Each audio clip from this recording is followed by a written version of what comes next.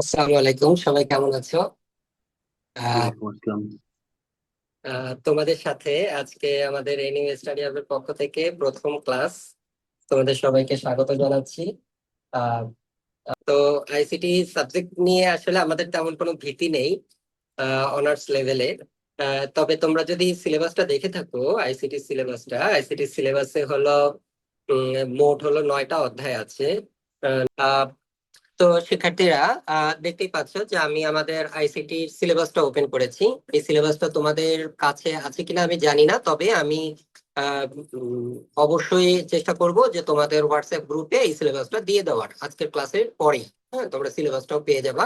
তোমরা সবাই অবশ্যই সিলেবাসটা একটু মনোযোগ দিয়ে খেয়াল করবা।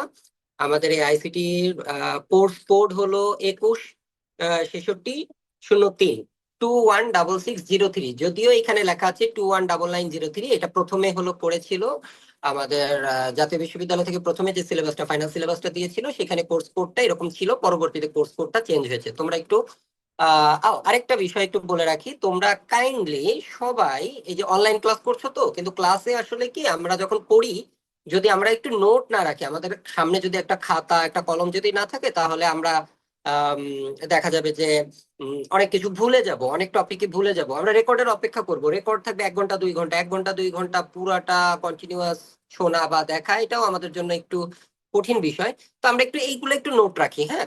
যেমন আমরা একটু নোট রাখি যে আমাদের আইসিটি যে থিওরি কোর্সের কোর্স কোড চেঞ্জ হয়েছে, এবং সেটা হলো 216603। ওকে। তো এটা 75 মার্কের কোর্স, এবং এতে 3 ক্রেডিট আছে, ক্রেডিট পয়েন্ট। তো এই কোর্সে হলো আমাদের অধ্যায় কয়টা আমরা একটু দেখে নিই। অধ্যায় যে ইউনিট 1 থেকে শুরু করে ইউনিট 2 3 4 5 6 7 8 এবং 9, এই যে 9 পর্যন্ত চ্যাপ্টার আছে। ওকে। তো আমরা একটু এই চ্যাপ্টার একটু ওভারভিউ করি একদম 2 মিনিটের ভিতরে। সেটা হলো প্রথমে যে অধ্যায়টা দেওয়া আছে ইউনিট 1, এটা হলো আসলে ইন্ট্রোডাকশন টু আইসিটি। আইসিটির বেসিক নলেজ, কোথায় ব্যবহার হয়, সুবিধা অসুবিধা, আমাদের ক্যারিয়ার পাথ কেমন হওয়া উচিত, আইসিটি পড়লে আমাদের কি কি সুবিধা হবে, এই আর কি। দ্বিতীয় যেটা, সেটা হলো আইসিটির বেস অর্থাৎ কম্পিউটার। এই কম্পিউটারের হার্ডওয়্যার এবং সফটওয়্যার রিলেটেড এখানে হলো একটা অধ্যায় আছে, দ্বিতীয় অধ্যায়। তৃতীয় অধ্যায়টা হলো Microsoft Office Word, word processing application. এগুলা তোমরা সবাই পারো বা অনেকেই পারো। আমি বিশ্বাস করি যে অন্তত 50% স্টুডেন্ট এখন মাইক্রোসফট অফিস ওয়ার্ডের কাজ পারে। ওকে। তারপরে হলো আছে হলো স্প্রেডশিট অ্যাপ্লিকেশন। স্প্রেডশিটের ভিতরে, স্প্রেডশিট বলতে বোঝা গেল আসলে মাইক্রোসফট এক্সেল। তো এই এক্সেল এর অনেকগুলা কার্যক্রম, অনেক পড়াশোনা এখানে আছে। চতুর্থ অধ্যায়ে, পঞ্চম অধ্যায়ে আছে হলো পাওয়ার পয়েন্ট প্রেজেন্টেশন, যেটা আজকে আমি তোমাদেরকে দিব। একটু পরে পাওয়ার পয়েন্ট প্রেজেন্টেশন শুরু করবো আর কি। তো এরকম পাওয়ার পয়েন্ট প্রেজেন্টেশন কিভাবে তৈরি করতে হয় এই বিস্তারিত এখানে আছে পঞ্চম অধ্যায়। অধ্যায় নাম্বার 6তে আছে হলো cyber security, privacy and security নাম দেওয়া, কিন্তু এটা আসলে সাইবার সিকিউরিটি রিলেটেড। কি কি ধরনের তুমি হ্যাকিং এর শিকার হতে পারো, কত ধরনের হ্যাকিং এর প্রসিডিওর আছে, এই বিষয়ে। 7 নম্বর অধ্যায়ে আছে হলো ইন্টারনেট রিলেটেড। ইন্টারনেটের ভিতরে হলো নেটওয়ার্কিং এবং কিভাবে আইপি অ্যাড্রেসিং করতে হয়, ম্যাক অ্যাড্রেসিং কিভাবে করতে হয়, বিভিন্ন টিসিপি আইপি প্রোটোকল, বিভিন্ন কিছু আছে এর ভিতরে, হ্যাঁ। এছাড়া আরো সহজ জিনিস আছে, সেটা হলো ইমেল কি করে পাঠাতে হয়, এই জিনিসগুলো এখানে দেওয়া আছে। মূলত চ্যাপ্টার 7 চ্যাপ্টার 8 এবং চ্যাপ্টার 9, এই যে চ্যাপ্টার 7-এ যা আছে এইটা হলো একটু ক্রিটিক্যাল, অনেক কিছুই আছে এর ভেতরে। চ্যাপ্টার 7-এ, চ্যাপ্টার 8 এটা তো data analytics, AI, machine learning এসব নিয়ে। এবং চ্যাপ্টার 9-এ দেওয়া আছে হলো ফ্রিল্যান্সিং রিলেটেড। ওকে। তো এই 3টা অধ্যায় ইন জেনারেল হলো আমাদের একটু একটু কঠিন হবে, এবং এইটা একটু পড়তে হবে। যদি কারো টার্গেট থাকে যে শুধু পাস করতে হবে, আমার আর কিছু দরকার নেই আমার জীবনে, আমার শুধু আইসিটিতে কোনো মতে 75 মার্কসের এক্সাম, তো ওর ভিতরে তো 20 মার্কস তো চলে যাবে, আমাদের অ্যাসাইনমেন্ট এন্ড অনেক কিছু আছে। আর বাকি যে 60 মার্কসের থিওরি এক্সাম হবে, ওই 60 মার্কসের ভিতরে তোমাকে হয়তো 20 পেতে হবে। তো 20 পেতে হলে তুমি মোটামুটি চ্যাপ্টার 1 2 3 এইসব একটু পড়লে এবং বানায় টানায় লিখতে পারলে কিন্তু পাস হয়ে যাবে। বাট বাট আইসিটি আসলে আহ শুধু পাশ করলে হয় না। আর যাদের হলো শুধু পাশ করলে হবে না, A- পেতে হবে, এ গ্রেড পেতে হবে বা A+ পেতে হবে, তাদেরকে মাস্ট তাদেরকে মাস্ট 6 7 8 9 এই শেষের 4টা অধ্যায় ভালোভাবে পড়ে পরীক্ষায় সুন্দরভাবে লিখতে হবে। আর সবচেয়ে সহজ বিষয় হলো এই সকল অধ্যায় থেকে তুমি অ্যান্সার করলে টিচাররা খাতা দেখার সময় তোমাকে একদম অ্যাকুরেট নম্বর দিয়ে দিবে। ওর আগের অধ্যায়গুলায়, ও এক্সেলেন্ট, একজন চ্যাট বক্সে লিখেছে এ প্লাস ছাড়া কিভাবে হবে, আসলেই ঠিক। আমরা অবশ্যই আমরা অবশ্যই ইয়ে করব, এ প্লাস পাওয়ার জন্যই পড়াশোনা করবো, আর যে কারণেই তো আমরা এই অনলাইন কোর্সে ভর্তি হয়েছি, তাই না? আমরা এই যে এত কষ্ট করে অনলাইনে ক্লাস করব, এগুলো তো এই কারণেই। ওকে, তাহলে এই জন্য হলো আমি প্ল্যান করেছি যে যেহেতু একেবারে বেসিক নলেজ যেগুলো সেগুলো অলরেডি আমরা ইন্টারমিডিয়েট লেভেলে অলরেডি আমরা পড়েছি।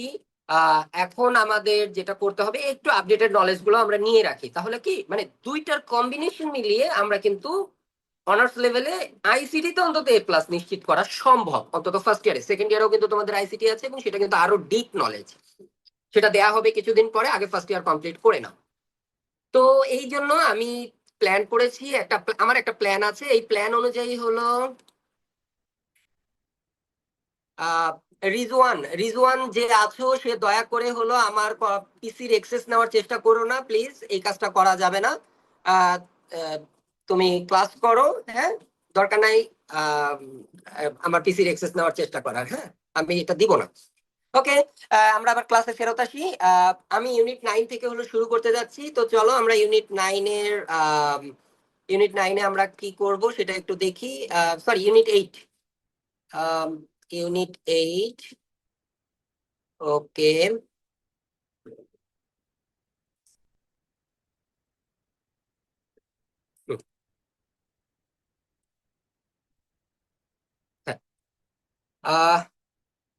সবাইকে স্বাগতম। জাতীয় বিশ্ববিদ্যালয়ের অনার্স প্রথম বর্ষের শিক্ষার্থীদের জন্য আবশ্যিক আইসিটির আজকে অনলাইন লাইভ ক্লাস 1। আমি আছি কোর্স ইনস্ট্রাক্টর হিসেবে মোহাম্মদ ইমরান হোসেন জয়, প্রভাষক তথ্য ও যোগাযোগ প্রযুক্তি, সবুজবাগ সরকারি কলেজে আমি কর্মরত, 38তম বিসিএস। তো আজকে আমাদের যে টপিক আমরা পড়াশোনা করব বা আমাদের অধ্যায়টা হলো উদীয়মান প্রযুক্তি এবং এআই। এটা বাংলা, ইংরেজিতে বলে হলো ইমার্জিং টেকনোলজিস। তো এইখানে আমরা অধ্যায় 8-এ কি কি আজকে আসলে আমরা শেখার চেষ্টা করব সেই জিনিসগুলো আগে আমি একটু বলে নেই। প্রথমে আছে এই ইমার্জিং টেকনোলজি বা উদীয়মান প্রযুক্তি কি, এর সুবিধা ও চ্যালেঞ্জ। এরপরে আছে হলো ডাটা অ্যানালিটিক্স কি এবং এর প্রকারভেদ। তারপরে ডেটা ইনফরমেশনের মধ্যে পার্থক্য, ডেটার প্রকারভেদ, ডেটা অ্যানালিটিক্স এর ধাপসমূহ, ব্যবহৃত টুলস, এআই এবং এর ব্যবহার, মেশিন লার্নিং কি, কিভাবে কাজ করে, মেশিন লার্নিং এর প্রকারভেদ। তো এই টপিক গুলো হলো আমরা চেষ্টা করবো হলো আজকে কাভার করার জন্য। তো প্রথমেই যদি আমরা বলি যে ইমার্জিং টেকনোলজি বা উদীয়মান প্রযুক্তি আসলে কি জিনিস। উদীয়মান প্রযুক্তি আসলে বিষয়টা আমি একটু বুঝাই, যে সকল প্রযুক্তি হলো ক্রমবর্ধমান, অর্থাৎ আমাদের সমাজ জীবনে, অর্থনৈতিক জীবনে এবং পরিবেশগত ক্ষেত্রে, সর্বক্ষেত্রে যে প্রযুক্তিগুলো হলো ব্যবহার হচ্ছে বর্তমানে এবং ইন ফিউচারে এগুলার আরো বেশি প্রয়োগ হবে, সেই প্রযুক্তিটাকে বলা হয় হলো ইমার্জিং টেকনোলজিস। এবং এই ইমার্জিং টেকনোলজিস যখন আমরা পড়বো আমাদের সব সময় মাথায় রাখতে হবে এই নামটা। দেখো তো এখানে কি নাম আছে, বলতে পারবা কেউ এখানে কি লেখা আছে? এই যে যে সার্কেলটা, এই সার্কেলের ভিতরে দেখো এখানে মনে হচ্ছে না এ আই লেখা? তো ইমার্জিং টেকনোলজিস আসলে এই নামের সাথে আসলে বর্তমানে এআই টেকনোলজি হলো জড়িত। আমরা এআই সম্পর্কে মোটামুটি জানি না এরকম কিন্তু অনার্স লেভেলের স্টুডেন্ট পাওয়া খুবই কঠিন। এআই সম্পর্কে আমরা অন্তত জানি, আর কিছু না জানলে অন্তত এআই শব্দটা আমরা শুনেছি, বিভিন্ন জায়গায় এটা ব্যবহার হয়। এই জন্য আজকের আমাদের ক্লাস এটা নিয়ে শুরু, ইমার্জিং টেকনোলজিস নিয়ে। তাহলে প্রথমে হলো আমি একটু ইমার্জিং টেকনোলজিস এর সংজ্ঞাটা একটু এখানে লিখে রেখেছি, যাতে তোমাদেরকে যখন আমি এই স্লাইডটা শেয়ার করে দিব তোমরা এখান থেকে হলো সংজ্ঞাটা মুখস্থ করতে পারো। তো ইমার্জিং টেকনোলজিস কি জিনিস? ইমার্জিং টেকনোলজিস হলো বর্তমান বিশ্বে উদীয়মান প্রযুক্তি, হলো সেই সব নতুন ও দ্রুত বিকাশমান প্রযুক্তি। খেয়াল করে দেখো এখানে নতুন এবং দ্রুত বিকাশমান শব্দটা লেখা আছে। নতুন প্রযুক্তি যেমন দেখো আমাদের নানি দাদিরা বা আমাদের বাবা মায়ের আমলেও, মানে তারা যখন ইয়াং ছিলেন তখন কিন্তু এআই টেকনোলজিটা ব্যবহার হতো না। বর্তমানে এআই কিন্তু নতুন একটা প্রযুক্তি, তাই না? এবং তার সাথে সাথে এটা কি দ্রুত বিকাশ হচ্ছে, কারণ আমরা আজ এবছর আমরা যে এআই যেই টেকনোলজি গুলো ব্যবহার করছি, দেখা যাবে আগামী বছর তা আরো আপডেট হয়ে যাবে, তাই না? এখন এআই দিয়ে কি না করা যাচ্ছে। ওকে, এবং এই বিকাশমান প্রযুক্তি যা আমাদের সমাজ, অর্থনীতি এবং জীবনযাত্রার পুরো পদ্ধতিকে মৌলিকভাবে পরিবর্তন করে চলেছে। ওকে, তো এটা হলো উদীয়মান প্রযুক্তির সংজ্ঞা। আমি তোমরা এটা পড়ে নিবা। এখন এই ইমার্জিং টেকনোলজিস এর ভিতরে কি কি আছে, কি কি টেকনোলজি আসলে আমরা এখন ব্যবহার করি, হ্যাঁ, বর্তমানে আমরা ইমার্জিং টেকনোলজিস কি কি। যেমন প্রথমে যেটা আছে সেটা নাম হলো অফিস অটোমেশন। অটোমেশন কি জিনিস সেটা হলো, তুমি দেখে থাকবা যে বর্তমানে অফিসিয়াল সকল কাজ কিন্তু চেষ্টা করা হচ্ছে কম্পিউটারাইজ পদ্ধতিতে করা। তোমরা কেউ ডি নথি নাম শুনেছো কিনা বা ই নথির নাম শুনেছো কিনা আমি জানি না। যদি কারো বাসায় সরকারি চাকরিজীবী থাকে তাদের কাছ থেকে এটা একটু জেনে নিবা। ডি নথি ই নথির মাধ্যমে হলো বর্তমানে সরকারি অফিসিয়াল ফাইলের কাজগুলা করা হয়, ওটা অফিস অটোমেশন। এরপরে আছে machine learning, internet of things. Machine learning কিন্তু আমাদের পড়ার ভিতরেই আছে, আমরা পড়বো। এছাড়া আছে internet of things, ERP solutions for school, অর্থাৎ স্কুল বা কলেজ শিক্ষা প্রতিষ্ঠানগুলোতে হলো এখন অনলাইনের মাধ্যমে অ্যাটেন্ডেন্স নেওয়া হচ্ছে। তারপরে হলো অনলাইন অনলাইন সিস্টেম ব্যবহার করে হলো তাদের রেজাল্ট পাবলিশ করা হচ্ছে। এই কাজগুলা কিন্তু করা হয়, এটাকে বলা হয় ইআরপি সলিউশন। ওকে। এরপরে আছে হলো ডাটা অ্যানালিটিক্স, যেটা আমরা পড়বো একটু পরেই। এছাড়া আছে আর্টিফিশিয়াল ইন্টেলিজেন্স, এর কথাটা তো বলেছি। পেমেন্ট গেটওয়ে, পেমেন্ট গেটওয়ে তো খুবই কমন জিনিস। যেমন তোমরা কি করেছো, তোমরা এই যখন এই এই প্ল্যাটফর্মে ভর্তি হতে এসেছো, এই নিউ স্টাডি হাবে ভর্তি হতে এসেছো, তখন কিন্তু তোমরা একটা পেমেন্ট গেটওয়ে ব্যবহার করেছো। ওয়েবসাইটে পেমেন্ট গেটওয়ে দেওয়া ছিল, তুমি ওয়েবসাইটের মাধ্যমে হলো পে করার ব্যবস্থা করেছিল। এছাড়া বিকাশে সরাসরি সেন্ড মানি করেও তুমি কিন্তু পেমেন্ট করেছো, তাই না? সরাসরি আমাদের হাতে হাতে তো আর টাকা দিতে হয়নি। তো এরপরে যেটা ডিজিটাল মাস্টার ক্লাস, অর্থাৎ ক্লাসগুলো হলো ডিজিটালি নেওয়া, যেটা আমি এখন নিচ্ছি। এরপরে আছে হলো app based learning, gamification. App based learning তোমরা বোঝো, মোবাইল অ্যাপ ডেভেলপমেন্ট, কম্পিউটারের সফটওয়্যার ডেভেলপমেন্ট, এইসব। 5G টেকনোলজির নাম তোমরা শুনেছো, 5G টেকনোলজি বর্তমানে মোবাইল ফোনে ব্যাপকভাবে ব্যবহার হচ্ছে। এছাড়া আছে অগমেন্টেড রিয়েলিটি, ক্লাউড কম্পিউটিং। কতগুলো ইমার্জিং টেকনোলজি আছে, এছাড়াও এর বাইরে আরো অনেক টেকনোলজি আছে। তো আজকে আমরা এই টেকনোলজি গুলোর ভিতরে এই আমাদের সিলেবাস অনুযায়ী আমাদের কোন কোন টেকনোলজি গুলো হলো পড়তে হবে সেটা হলো, প্রথমে আছে মেশিন লার্নিং, এই যে দেখো মার্ক করা আছে। এরপরে যেটা আছে সেটা হলো ডাটা অ্যানালিটিক্স, যেটা আমরা পড়বো একটু পরে। এরপরে যেটা আছে সেটার নাম হলো আর্টিফিশিয়াল ইন্টেলিজেন্স। এই মোট 3টা টপিক আমরা আজকে কাভার করবো ইনশাআল্লাহ। ওকে। প্রথমেই যেটা, যে ডাটা অ্যানালাইসিস আমরা পড়বো বা ডাটা অ্যানালিটিক্স পড়বো। এখন তোমাদের কাছে আমার প্রশ্ন, সবার কাছে ওপেন কোশ্চেন, সবাই মাইক আনমিউট করতে পারো। ওপেন কোশ্চেন, সবাই মাইক আনমিউট করতে পারো। ওপেন কোশ্চেন সেটা হলো ডাটা অ্যানালাইসিস নাকি ডাটা অ্যানালিটিক্স? আমরা ডাটা কোনটা পড়বো, ডাটা অ্যানালাইসিস নাকি অ্যানালিটিক্স? এক একজন করে বলবো। অ্যানালাইসিস। অ্যানালিটিক্স। আচ্ছা, ওকে, এক্সেলেন্ট। আমি এটাই জানতে চাচ্ছিলাম যে কেউ বলবে অ্যানালাইসিস, কেউ বলবে অ্যানালিটিক্স, তাই না? এটাই তো বলবে। ওকে।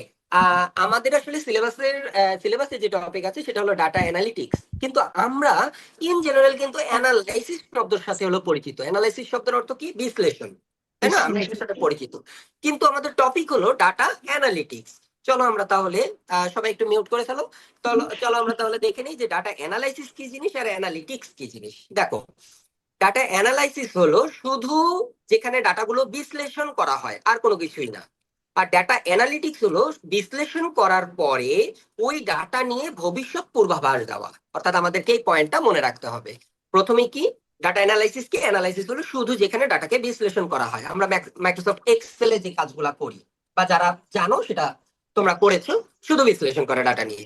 আর অ্যানালিটিক্স হলো বিশ্লেষণ করা প্লাস ভবিষ্যৎ পূর্বাভাস। আমি একটু তোমাদেরকে একটা আইডিয়া দেই।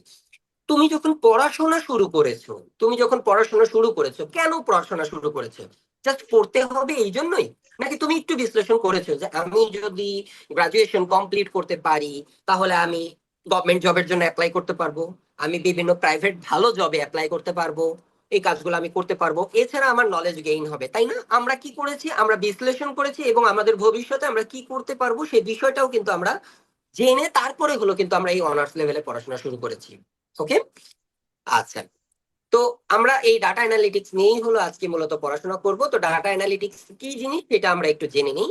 ডাটা অ্যানালিটিক্স এমন একটি প্রক্রিয়া যেখানে ডাটাকে কি করা হয়, প্রথমে হলো এক্সামাইন করা হয়, অর্থাৎ পরীক্ষা করা হয়, পরীক্ষা নিরীক্ষা। এরপরে পরিশোধন, পরিশোধন মানে ক্লিনিং, আমরা ক্লিনিং দেখবো কিভাবে ক্লিন করতে হয়। এরপরে রূপান্তর, বিভিন্ন বিভিন্ন ডাটা, এক ডাটা থেকে আরেক ডাটায় রূপান্তর। আমি একটা উদাহরণ দিই। মনে করো তোমাদের ক্লাসে তোমরা স্টুডেন্ট আছো হলো 100 জন। এই 100 জন স্টুডেন্টকে তোমাদের কলেজ থেকে উপবৃত্তি দেওয়া হবে। তাহলে এখন কলেজের কি লাগবে? ডাটা লাগবে, তোমাদের ডাটা লাগবে। এখন তোমাদের ডাটার ভিতরে কি কি নিতে হবে? তোমাদের রোল নাম্বার নিতে হবে, তোমাদের ডিপার্টমেন্ট নিতে হবে, তোমাদের নাম, তোমার বাবার পেশা কি। এই 4টা ডেটা যদি কলেজ পায়, তাহলে এবার তোমার বাবার পেশা, তোমাদের ইনফরমেশন অ্যানালাইসিস করে এরপরে কি করতে পারবে, এইটা থেকে বের করতে পারবে যে কার কার উপবৃত্তি প্রয়োজন আর কাদের দরকার নেই। এটা কিন্তু নিজেরাই কিন্তু ডাটা অ্যানালাইসিস যদি করা হয় ঠিক মতো, তাহলে কিন্তু উপবৃত্তি কাদের প্রয়োজন এই জিনিসটা কিন্তু বের করতে পারবে, তাই না? তার মানে এক ধরনের ডাটা আমরা নিলাম, নিয়ে কাদের উপবৃত্তি প্রয়োজন এইটা আরেকটা ডাটা আমরা বের করতে পারলাম। ওকে, এরপরে লাস্ট ওয়ান হলো কি, এই ইয়েতে কি করা হয়, ডাটাকে মডেলিং করা হয়। মডেলিং বলতে হলো বিভিন্ন গ্রাফ বা চার্ট তৈরি করা হয়। ওকে, এবং এই কাজগুলোর মাধ্যমে কি কি পাওয়া যায়, নতুন তথ্য আবিষ্কার করা যায়। যেরকম আমি বললাম যে তোমাদের কার কার উপবৃত্তি প্রয়োজন সেটা আমরা আবিষ্কার করতে পারবো। ধরন বা প্যাটার্ন শনাক্তকরণ, কলেজের স্টুডেন্টরা কোন ফ্যামিলি থেকে বিলং করছে, অনার্স লেভেলের স্টুডেন্টরা, জাতীয় বিশ্ববিদ্যালয় অনার্স লেভেলের স্টুডেন্টরা বেশিরভাগ কোন ধরনের ফ্যামিলি স্ট্যাটাস মেনটেন করতেছে, এই জিনিসগুলো কিন্তু আমরা জানতে পারবো। ওকে, আর তারপরে হলো সিদ্ধান্ত গ্রহণের সহায়তা করা। ওকে, এটা হলো ডেটা অ্যানালিটিক্স। এখন তোমাদের পরীক্ষার জন্য ইম্পর্টেন্ট হলো ডেটা অ্যানালিটিক্স কি, এটা পরীক্ষায় আসবে ইনশাল্লাহ, যেহেতু এবার প্রথমবার পরীক্ষা হচ্ছে। আহ তো আমরা যারা পরীক্ষার প্রশ্ন করব, আমরা যারা, তো অবশ্যই এখানে এই ডাটা অ্যানালিটিক্স কি এই প্রশ্নটা দেওয়ার সম্ভাবনা থাকবে। তো আরেকটা গুড নিউজ তোমাদেরকে বলে নেই, এই অধ্যায় ইমার্জিং টেকনোলজিস থেকে 2 সেট কোশ্চেন থাকবে তোমাদের। 2 সেট মানে 20 নম্বর। অর্থাৎ তুমি যদি জাস্ট এই ইমার্জিং টেকনোলজিস ঠিক মতো পড়াশোনা করো, ভালো মতো ডিপ নলেজ নাও, তাও তুমি পাশ করে যাবা থিওরিতে। তোমার আর কোনো প্রশ্ন লেখা লাগবে না, শুধু এখান থেকে লিখলেই তুমি অন্তত 5 মার্ক তুলবে। অর্থাৎ 5 মার্ক চলে আসবে শুধু এই দুইটা সেট থেকে। হুম, এই অধ্যায় ইমার্জিং টেকনোলজিস থেকে। ওকে, তো এটা এখন মনে রাখবো কিভাবে, ডেটা অ্যানালিটিক্স এর সংজ্ঞা মনে রাখার সময় একটা পয়েন্ট মনে রাখতে পারো, সেটা হলো কি, এখানে ডাটা অ্যানালিটিক্স এর সময় ডাটার ইনপুট নিতে হবে 4 ধরনের। কি কি? ওই ডাটাকে পরীক্ষা করতে হবে, পরিশোধন করতে হবে, রূপান্তর করতে হবে, মডেলিং করতে হবে। ওকে, আর পাওয়া যাবে আউটপুট 3 ধরনের। একটা হলো ওই ডাটা, নতুন ডাটা আবিষ্কার হবে, ধরন বা প্যাটার্ন শনাক্ত করা যাবে, এবং সিদ্ধান্ত গ্রহণের সহায়তা। আমি এখানে তোমাদের সহজের জন্য একটু মনে রাখার উপায় একটু লিখে দিয়েছি যে 4টা ইনপুট 3টা আউটপুট। ওকে, ফাইন। এবার আসলে হলো ডেটা অ্যানালিটিক্স কত ধরনের আছে। ওকে, ডেটা অ্যানালিটিক্স আছে হলো 4 ধরনের। মাইন্ডলি তোমরা যে বই ফলো করো না কেন, অবশ্যই আমি যে টপিক গুলা পড়াই দিচ্ছি এই টপিক গুলা যেন ওই বইতে থাকে সেটা ফলো করতে হবে। আর আমি এমনিও বলে দিব কোন বই তোমরা ফলো করতে পারো আর কি, কোনটা ফলো করা উচিত সেটাও আমি বলে দিব, অসুবিধা নাই। কিন্তু তোমরা যদি বই কিনে থাকো অবশ্যই এগুলা খেয়াল করবা যে এই টপিক গুলা আছে কিনা বইয়ের মধ্যে। ঠিক আছে, তো 4 ধরনের ডেটা অ্যানালিটিক্স আছে। প্রথমে যেটা আছে সেটা হলো ডেসক্রিপটিভ, মানে কি ঘটেছে, ডায়াগনস্টিক কেন ঘটেছে, প্রেডিক্টিভ কি ঘটতে পারে, প্রেসক্রিপটিভ কি করা উচিত। কিচ্ছু বুঝি না আমরা, এই যে এটা দেখে আসলেই কিছু বুঝতে পারছি না, তাই না? ওকে, তাহলে ডেসক্রিপটিভ বিষয়টা কি আমরা একটা উদাহরণের সাথে হলো দেখি। ডেসক্রিপটিভ হলো, ধরো কোনো কোম্পানি যদি বিগত এক মাসে, মানে বিগত এক মাসে, ধরো মার্চ মাসে কতজন গ্রাহক তাদের পণ্য কিনেছে, এটা যদি জানতে চায়, তাহলে যে অ্যানালাইসিস করবে এই অ্যানালাইসিসটাকে বলা হবে ডেসক্রিপটিভ অ্যানালাইসিস বা অ্যানালিটিক্স। ওকে, কোন একটা কোম্পানি বিগত এক মাসে বা বিগত এক বছরে তাদের পণ্য কোন ধরনের ক্রেতা বা কতজন ক্রেতা কিনেছে এইটা যদি জানতে চায়, তাহলে এটাকে বলা হবে ডিসক্রিপটিভ অ্যানালিটিক্স। এরপরে আছে হলো ডায়াগনস্টিক অ্যানালিটিক্স। ডায়াগনস্টিক অর্থাৎ কেন ঘটছে। হতে পারে না এরকম যে গত এক বছরের ভিতরে আমাদের 4-5 মাস হলো কোনো পণ্য আমাদের কোনো গ্রাহক কেনে নাই, তাহলে এখন কেন ঘটছে এটা যদি আমাদের অ্যানালাইসিস করতে হয়, তাহলে তার জন্য আছে হলো ডায়াগনস্টিক অ্যানালিসিস। অর্থাৎ বিগত এক মাসে কোনো কোম্পানি যদি জানতে চায় যে বিগত এক মাসে কেন ওদের বিক্রি কমে গেছে, তাহলে তারা ব্যবহার করবে ডায়াগনস্টিক অ্যানালিসিস। এরপরে যেটা আছে প্রেডিক্টিভ অ্যানালিটিক্স। এখন বোঝো, ডায়াগনস্টিক করার পরে তো আমাদের প্রেডিকশন অবশ্যই করতে হবে, তাই না? যে কি ঘটতে পারে, আমাদের কি চেঞ্জ করা উচিত এবং কি ঘটতে পারে। তাহলে কি ঘটতে পারে এটা করার জন্য প্রেডিক্টিভ অ্যানালিটিক্স, অর্থাৎ কোনো একটা কোম্পানি কোনো একটা নতুন পলিসি তৈরি করার ফলে ইন ফিউচারে তাদের যেন বিক্রি না কমে, তাদের বিক্রি যেন আরো বাড়ে, কারণ কোম্পানির চাহিদা হলো সবসময় হলো বিক্রি বৃদ্ধি করা। ওকে, যার কোশ্চেন আছে আমি কোশ্চেন করার সুযোগ দিব। আমি একটু আগায় যাই, এই থিওরিটিক্যাল টপিক গুলো একটু শেষ করে নিই, এরপরে অনেক মজার কাজ আছে ওইগুলা আমরা সবাই মিলে করব, ঠিক আছে? ওকে, এরপরে যেটা আছে প্রেসক্রিপটিভ কি করা উচিত। অর্থাৎ আমাদের ভবিষ্যৎবাণী, অর্থাৎ কোন মার্কেটিং কৌশল ব্যবহার করলে আমাদের বিক্রি বাড়বে। ওকে, এইটা যদি জানতে চাইতে হয় তাহলে এখানে প্রেসক্রিপটিভ অ্যানালিটিক্স দরকার হবে। ঠিক আছে, এই 4 ধরনের হলো আমাদের ডাটা অ্যানালিসিস। এবার আমাদের পরীক্ষার মূল প্রশ্ন, পরীক্ষায় এই প্রশ্নটা আসার সম্ভাবনা অনেক বেশি, সেটা হলো ডেটা অ্যানালিটিক্স এর মৌলিক ধাপসমূহ। তো যার কোশ্চেন আছে প্লিজ একটু কোশ্চেন করতে পারো। কে? শান্ত, শান্ত রনিক, তুমি কি কোনো কোশ্চেন করতে চাও? স্যার আমার কোশ্চিন ছিল যে আমি দেখলাম ন্যাশনাল ইউনিভার্সিটি থেকে যে নোটিশটা দিছে যে ক ক এবং শর্ট প্রশ্নগুলোকে ক এবং খ এগুলো তো থাকবে না, তাহলে কি আমাদের কোশ্চিনটা কেমন হবে? ও আচ্ছা, আমি তোমাদেরকে কোশ্চেনটাও দেখাবো তাহলে। ওকে, কোনো অসুবিধা নেই, তোমাদের একটা ডেমো কোশ্চেন আছে তোমাদের জাতীয় বিশ্ববিদ্যালয় থেকে দেওয়া। আমি ওই কোশ্চেনটা ক্লাসের শেষ মুহূর্তে আমি দিব। শান্ত, তুমি আমাকে আবার একটু মনে করিয়ে দিবা। ঠিক আছে, আমি যখন ওকে শেষ মুহূর্তে তোমাদের কাছ থেকে কোশ্চেন নিব তখন তুমি একটু মনে করিয়ে দিও যে আমাকে এই কোশ্চেনটা দেখাতে হবে। ঠিক আছে? ওকে স্যার, ঠিক আছে। একবারে রিপিট করেন। আহ কেউ কি কিছু বলছো? স্যার ডায়াগনস্টিক অ্যানালাইটিকটা আরেকবার একটু রিপিট করেন। ও, ডায়াগনস্টিক। আচ্ছা আচ্ছা, ডায়াগনস্টিক অ্যানালিটিক্স আমি বলছি। এটা হলো যে ধরো কোনো একটা কোম্পানি কন্টিনিউয়াসলি বিক্রি করছে, 1 বছর ধরে রান করছে, তারা কোনো একটা প্রোডাক্ট বিক্রি করছে। এখন হঠাৎ করে তাদের 1-2 মাসের জন্য প্রোডাক্ট বিক্রি কমে গেছে। কেন কমে গেল এই বিশ্লেষণটা যদি করতে হয়, এটাকে বলা হয় হলো ডায়াগনস্টিক অ্যানালিটিক্স। কেন কমে গেল? কারণ আমাদের কোম্পানির বিক্রি তো কমবে, এটা তো আমরা কখনো চাই না। কোম্পানি সবসময় চায় লাভ করতে, বেশি বেশি বিক্রি চালাতে, তাই না? এরকম হতে পারে না? ধরো কোনো একটা কোম্পানি কাজ করে হলো আহ শীতকালীন পোশাক নিয়ে। ওকে, তো শীতকালীন পোশাক নিয়ে হলো কাজ করে। এখন কথা হলো যে তারা টার্গেট করলো যে বছরে হলো 4 মাস শীত থাকে। তারা টার্গেট করে প্রোডাক্ট তৈরি করলো যে 4 মাসে আমাদের মোট হলো ধরলাম যে 100টা সোয়েটার বিক্রি হবে। এখন এমন অবস্থা হলো যে ওই 4 মাস টার্গেট করছে, 4 মাসে 100টা সোয়েটার তারা বিক্রি করার টার্গেট করেছে। কিন্তু দেখা গেল শীত 4 মাস না থেকে 3 মাসের মধ্যেই শীত শেষ, গরম পড়ে গেল। এখন কথা হলো সে প্রোডাক্ট তৈরি করেছে 4 মাসে 100টা প্রোডাক্ট বিক্রি করার টার্গেট নিয়ে, কিন্তু 3 মাসেই শীত শেষ, গরম চলে আসছে। তখন কি তার প্রোডাক্টটা তো আর বিক্রি হবে না, তাই না? তাহলে এখন এই জিনিসটা হলো অ্যানালাইসিস করাকে বলা হয় হলো ডায়াগনস্টিক, যে কেন আমাদের প্রোডাক্ট কমে গেল। আমরা প্ল্যান করেছি 4 মাসের জন্য, কিন্তু আমাদের প্রবলেমটা কি হয়েছে? 3 মাসে শীত শেষ। এখন প্রকৃতির উপরে তো কারো হাত নাই।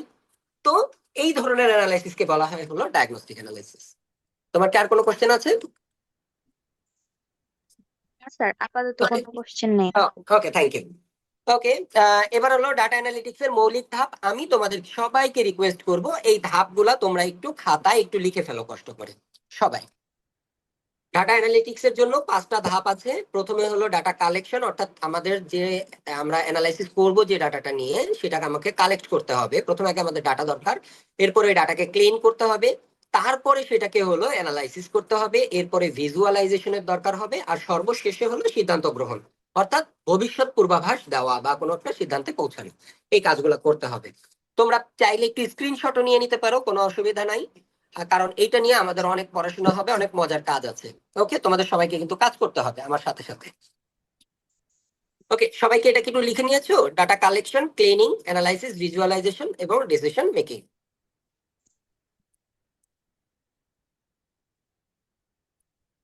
সংক্ষেপেও লিখে রাখতে পারো বা স্ক্রিনশট নিয়ে নিতে পারো, কোনো অসুবিধা নেই। ওকে, আমি ধরে নেই যে তোমরা সবাই হলো ইয়ে পড়েছো অলরেডি, তোমরা সবাই নিয়ে নিয়েছো। ওকে ফাইন, এবার হলো আমাদের মৌলিক ধাপের প্রথম যেটা, সেটা হলো কি? সেটা হলো ডাটা কালেকশন, তথ্য সংগ্রহ। আমরা একটু কল্পনা করি যে আলিফ লাইলা টি স্টল নামে একটা টি স্টল আমি দিয়েছি, হ্যাঁ, বা আমরা সবাই মিলে দিয়েছি। ওকে, যেহেতু আমরা ডাটা অ্যানালাইসিস করব, আমাদের টি স্টলের নাম কি? আলিফ লাইলা। এই টি স্টলে কি কি আমরা বিক্রি করি? চা বিক্রি করি, সেটা কাপে করে, আর বিস্কুট বিক্রি করি, প্যাকেট বিস্কুট বিক্রি করি আমরা। ওকে, তাহলে আমাদের টি স্টল আছে একটা, সেখানে 2 ধরনের প্রোডাক্ট আমরা বিক্রি করি, একটা হলো চা আর একটা হলো বিস্কুট। ওকে, তো এইখানে আমরা এই আলিফ লাইলা টি স্টলের আমরা 7 দিনের সেল গুলো আমরা এখানে তুলে নিয়ে এসেছি। ওকে, একটা চার্ট আকারে আমরা তুলেছি। সেটা কি? সোমবারে চা বিক্রি হচ্ছে 50 কাপ, বিস্কুট বিক্রি হচ্ছে 30 কাপ। মঙ্গলবারে 70 কাপ এবং 25 কাপ, 25 প্যাকেট। বুধবারে হলো চা বিক্রির ডাটা এখানে নেই, কিন্তু বিস্কুট বিক্রি হচ্ছে 35 প্যাকেট। বৃহস্পতিবারে 120 কাপ চা বিক্রি হয়, বিস্কুট বিক্রি হয় 50 প্যাকেট। শুক্রবারে 75 কাপ চা বিক্রি হয় এবং বিস্কুট বিক্রির নাম্বারটা নেই, তাই না? এই অবস্থায় আমাদের কাছে ডেটাটা আসছে। ওকে, এটা আমরা ডাটা কালেক্ট করলাম, এটা আমাদের প্রথম ধাপ হয়ে গেল। এবার দ্বিতীয় ধাপ। দ্বিতীয় ধাপে আমাদের কাজ হলো ডেটা ক্লিনিং। ক্লিনিং বলতে যেটা বোঝায় সেটা হলো, দেখো তোমাদের মনে আছে কিনা, একটু আগে এই যে চা বিক্রি কত কাপ বুধবারে, এটা কিন্তু দেওয়া ছিল না ডেটাটা, তাই না? বিস্কুট বিক্রি কত প্যাকেট, এটাও নাই। এরকম হতে পারে কিন্তু যে কখনো কখনো আমাদের ডেটা এরকম মিসিং থাকতে পারে। ওকে, এই ডেটা মিসিং থাকলে ওই ডেটাকে নিয়ে আসা, এটাকে বলা হয় ডেটা ক্লিনিং। আরেকভাবে ডেটা ক্লিনিং হতে পারে, যেমন ধরো এখানে লেখা আছে চা বিক্রি, এখানে 60, এখানে একটা নাম্বার আসার কথা, কিন্তু এখানে দেখা গেল কি, এখানে লেখা থাকলো হলো বুধবার। 60 মানে 60 এর জায়গায় যদি বুধবার লেখা থাকতো তাহলে কি মিলতো? চা কি কখনো বুধবার হতে পারে? হতে পারে না। ওকে, তাহলে এখন এইখানে তাহলে এই ডাটাটা ক্লিন করতে হয়। আমরা এখানে ডাটা ক্লিন করে আমরা কি করেছি, যে বুধবারে চা বিক্রি হয় 60 কাপ, শুক্রবারে বিস্কুট বিক্রি হয় 40 প্যাকেট। আমরা এই যে দ্বিতীয় ধাপের কাজটা আমরা করে ফেলেছি, ডাটা ক্লিন করে ফেলেছি। ওকে ওকে, এটার একটা স্ক্রিনশট সবাই রেখে রাখ। এই যে আমি এখানে দিয়ে দিয়েছি যে টেক স্ক্রিনশট, সবাই এই পেজটা, এই যে এই অংশটুকুনের স্ক্রিনশটটা নিয়ে নিতে পারো। ওকে, কারণ এখানে অনেক হিসাব নিকাশ আছে, তোমাদেরকে আমি একটু পরে জিজ্ঞেস করবো। ওকে, আমি চলে গেলাম পরের পেজে। এইবার হলো অ্যানালাইসিস শুরু।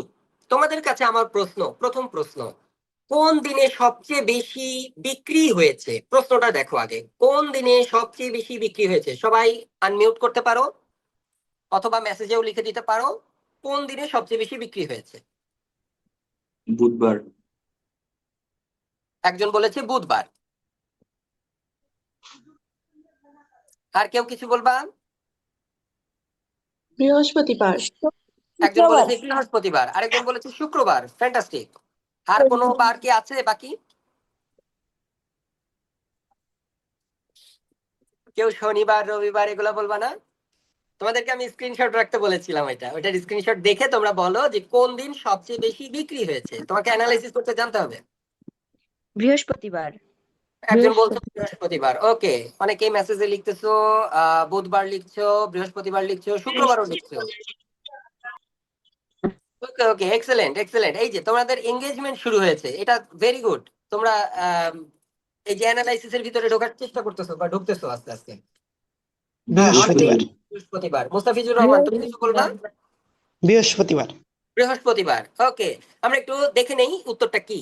ওকে, উত্তরটা কি? উত্তর হলো বৃহস্পতিবার। বৃহস্পতিবার সবচেয়ে বেশি বিক্রি হয়েছে। আমি বলিনি যে চা বিক্রি হয়েছে কত বেশি, আমি কিন্তু বলিনি কোন দিন চা বেশি বিক্রি হয়েছে, এটা বলিনি। আমি বলেছি সবচেয়ে বেশি বিক্রি হয়েছে কোন দিন। তো সবচেয়ে বেশি বিক্রি হয়েছে কোন দিন আমরা একটু দেখে নেই। এই যে দেখো এখানে বৃহস্পতিবার চা বিক্রি হয়েছে 120 কাপ, বিস্কুট বিক্রি হয়েছে 50 প্যাকেট। তাহলে মানে এটাকে যদি যোগ করি এই দুইটাকে, তাহলে দেখো আমাদের সবচেয়ে বেশি, অন্য দিনের থেকে সবচেয়ে বেশি বিক্রি কিন্তু বৃহস্পতিবারে হয়েছে। যারা বৃহস্পতিবার বলেছে তাদেরকে অভিনন্দন। এইবার তোমাদের প্রশ্ন দ্বিতীয়টা, সেটা হলো গড় বিক্রি কত, অর্থাৎ গড়ে প্রতিদিন। প্রতিদিন তো আমাদের একটা বিক্রি আছে, তাই না? কিন্তু কথা হলো এক সপ্তাহে গড় বিক্রি কত, বের করতে পারবা কিনা তোমরা? একটু হিসাব করে ফেলো। সবগুলা যোগ করে এক্স্যাক্টলি, সবগুলো যোগ করে তোমরা কত দিয়ে ভাগ করবা? 7 দিয়ে, যেহেতু 7 দিন আছে। হ্যাঁ, 7 দিয়ে ভাগ করবা। একটু করার চেষ্টা করো সবাই, দেখবা অনেক মজা। এই আইসিটি তো আসলে তোমরা ইন্টারমিডিয়েটে পড়ে এসেছো, অনেক মজার। এবার অনার্সও পড়তেছো, টপিক গুলার ভিতরে মজার বিষয় আসা আছে অনেক কিছু। হ্যাঁ, তো আমরা এইভাবে আস্তে ধীরে ধীরে ধীরে ধীরে মজা করে করে শিখবো। তাহলে গড় বিক্রি কত কে বলতে পারবে? কেউ কি হিসাব করতে পারছো?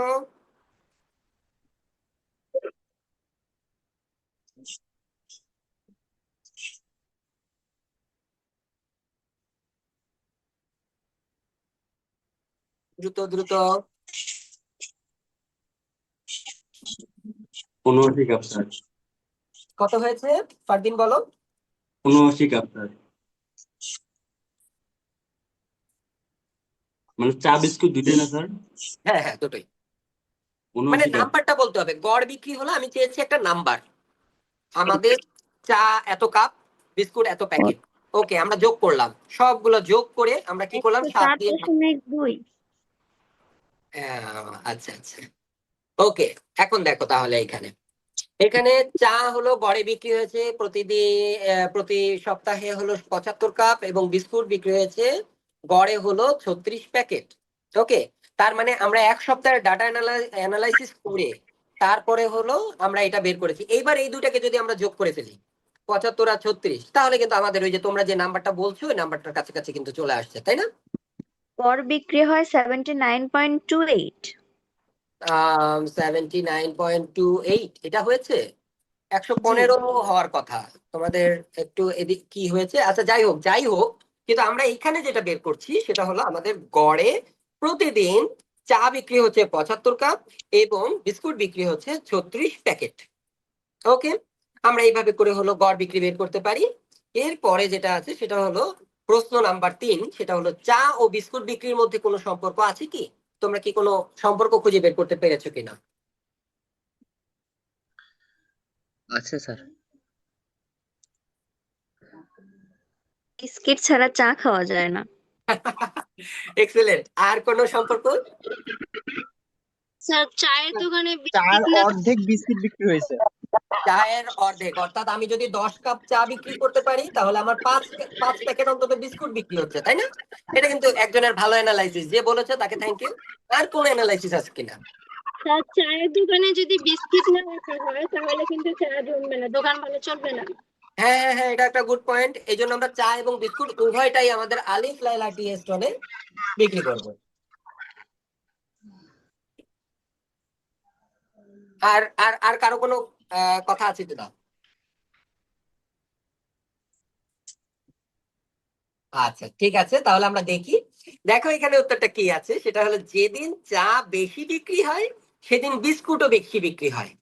তোমরা একটু খেয়াল করে দেখো, যেই দিন বেশি চা বিক্রি হয়েছে সেদিন বিস্কুটও বেশি বিক্রি হয়েছে। ওকে, তাহলে চা ও বিস্কুটের মধ্যে এটা কিন্তু অন্যতম আরেকটা সম্পর্ক। যেমন আরেকজন বললো যে স্যার চা যদি 10 কাপ বিক্রি হয় তাহলে বিস্কুট অন্তত 5 প্যাকেট বিক্রি হয়, মানে প্রায় অর্ধেক পরিমাণ হলো বিস্কুট বিক্রি হচ্ছে, তাই না? ওকে, তার মানে আমরা চায়ের বিক্রি যদি বাড়াতে পারি সাথে সাথে আমাদের বিস্কুটের বিক্রিও কিন্তু বৃদ্ধির একটা সুযোগ রয়েছে। আমরা এইভাবে করে অ্যানালাইসিস করতে পারি। ওকে, এবার যেটা সেটা হলো ডাটা ভিজুয়ালাইজেশন। এইটাকে বলে ডাটা ভিজুয়ালাইজেশন। আমি এখানে একটা গ্রাফের মাধ্যমে হলো দেখানোর চেষ্টা করেছি। দেখো, সোমবারে চা বিক্রি হয় 50 কাপ, বিস্কুট বিক্রি হয় 30 প্যাকেট। এই যে এটাকে এইভাবে করে দেখানো হয়েছে, দেখো এই যে সুন্দর করে এই যে এভাবে করে কলামের সাহায্যে দেখানো হয়েছে। মঙ্গলবারে হলো 70 কাপ এবং 25 প্যাকেট বিস্কুট। চা বিক্রি হচ্ছে বুধবারে 60 কাপ, 35 প্যাকেট বিস্কুট। বৃহস্পতিবারে 120 কাপ এবং বিস্কুট বিক্রি হচ্ছে 50 প্যাকেট। আচ্ছা, এইখান থেকে আমাকে একটা আইডিয়া দাও তো, কেন বৃহস্পতিবারের বিক্রি বৃদ্ধি পেয়ে যাচ্ছে? তোমাদের কোনো আইডিয়া আছে কিনা? তার কারণ স্যার সেই দিন ছুটির দিন। সাপ্তাহিক ছুটির কারণে একটা আসে, বৃহস্পতিবারের সপ্তাহের শেষ দিন। এক্সেলেন্ট এই এক্সেলেন্ট। আড্ডা দেয় আমরা চায়ের হয়তো দোকানে। এমন টি স্টল এমন জায়গায় দিয়েছি যেটা হলো অফিস পাড়া বলা যায়। তো অফিস পাড়ার ওইখানে হলো বৃহস্পতিবারে সবার ছুটি শেষ করে সবাই একটু চা আড্ডা দিতে পছন্দ করে। ওকে, বৃহস্পতিবারের অফিস শেষ করে ছুটির পরে চা আড্ডা দিতে পছন্দ করে। এই জন্য দেখা গেছে আমাদের চায়ের বিক্রির পরিমাণ কিন্তু বেড়ে গেছে, কিন্তু বিস্কুট কিন্তু 50 প্যাকেট, 50% না কিন্তু, তাই না? চা বেশি বিক্রি হচ্ছে। ওকে, এখান থেকেও কিন্তু আমরা একটা প্রেডিকশন আর কি করতে পারি যে আমাদের যেদিন হলো অফিস ছুটি থাকবে তার আগের দিন আমাদের একটু সেল বাড়ার একটা সম্ভাবনা থাকে। ওকে, এবার হলো আমাদেরকে সিদ্ধান্ত গ্রহণ করতে হবে। এই যে যে চার্ট আছে, এই চার্ট দেখে তোমরা এখন বলো কি সিদ্ধান্ত নেওয়া যায়, কোন দিনে বিক্রি সবচেয়ে ভালো হয়, আর এর পরের সপ্তাহে বিক্রি বৃদ্ধি করার জন্য তোমরা আর কি পরিবর্তন আনতে চাও। এখানে দেখে বোঝা যাচ্ছে বিক্রি সবচেয়ে ভালো হলো বৃহস্পতিবারে। ওকে, এটা তোমাদের সবার সাথে আমি একমত। কিন্তু কথা হলো আগামী সপ্তাহে আমরা কি পরিবর্তন আনলে আমরা আমাদের সেল আরো বৃদ্ধি করতে পারবো? Unique advertisement. এক্সেলেন্ট। তাহলে এই পয়েন্টটা তুমি লিখে রাখতে পারো যে আগামী সপ্তাহে আমরা চাইলে একটু ইউনিক অ্যাডভার্টাইজমেন্টের ব্যবস্থা করতে পারি। যেমন একটা লিফলেট আমরা রাখতে পারি আমাদের টি স্টলের সামনে, একটা সুন্দর একটা ব্যানার দিতে পারি, এটা একটা।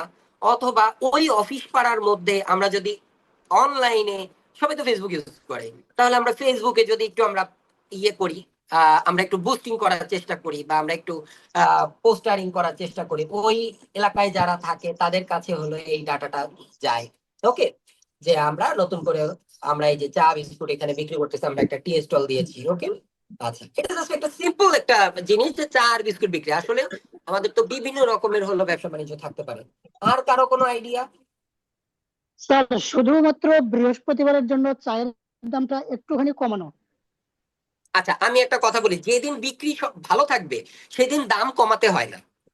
নিয়ম হলো দাম ওইটাই রাখবা। তুমি তুমি চাইলে যেটা করতে পারো সেটা হলো চা বিস্কুটের সাথে তুমি চাইলে একটা নতুন একটা মানে আইটেম যুক্ত করে দিতে পারো তাকে, ফ্রি অফ কস্ট। ওকে, তুমি চাইলে এরকম করতে পারো যে ওকে, আপনি বৃহস্পতিবারে যেহেতু আমাদের বিক্রি বেশি, আমরা আরেকটু সেল বৃদ্ধি করার জন্য আমরা যেটা করতে পারি, এই আমরা তো সবসময় নর্মাল চা বিক্রি করি, বৃহস্পতিবারে আমরা ওই চায়ের সাথে একটু মশলা চায়ের ব্যবস্থা করে দিলাম, বা ওই চায়ের সাথে আরো কিছু ইনগ্রিডিয়েন্টস যুক্ত করে দিলাম, বা চায়ের আইটেম একটু বাড়ায় রাখলাম। নর্মাল চাও থাকবে, আমরা চাইলে মরিচ চা, আমরা চাইলে মাল্টা চা, আমরা তেঁতুল চা, এইগুলাও আমরা অ্যাড করতে চাইতে পারি। ঠিক আছে, এই কাজটা করা যেতে পারে। ওকে, তোমার পরামর্শের জন্য ধন্যবাদ। আর কেউ কি কিছু বলতে চাও? স্যার সামনের সপ্তাহে আমরা কোনো অফারও তো রাখতে পারি। সেল বৃদ্ধি করার জন্য আমাদের কিন্তু মূলত টার্গেট করা উচিত ছিল বৃহস্পতিবার না, আমাদের টার্গেট করা উচিত ছিল বাকি যে কয়দিন আছে। এই কয়দিন কেন আমরা টার্গেট করব? কারণ হলো যে বাকি ওই কয়দিনে আমাদের সেলটা বৃদ্ধি করতে পারলে আমাদের লাভ আরো বেশি বাড়বে, তাই না? তাহলে আমরা সোমবার, মঙ্গলবার, বুধবার এই দিনগুলাতে যখন আমাদের এই যে ইয়ে হয়, মানে আমাদের সেল যেহেতু একটু কমে যায়, ওই দিনে আমরা আর কি করতে পারি, ওই দিনগুলাই নিয়ে একটু বিবেচনা করা স্যার যাবে। আমরা কোনো অফার দিতে পারি, ডিসকাউন্ট সামথিং। এক্স্যাক্টলি, আমাদের যেই দিন সেল কম, আমরা ওই সেলটা বৃদ্ধি করার জন্য আমরা চাইলে একটু অফার দিতে পারি। ওকে, আমরা একটু অফার করতে পারি যে আমাদের বিস্কিট হলো 10 টাকা, ওকে 10 টাকা না, আপনি 8 টাকা দিয়ে পাবেন।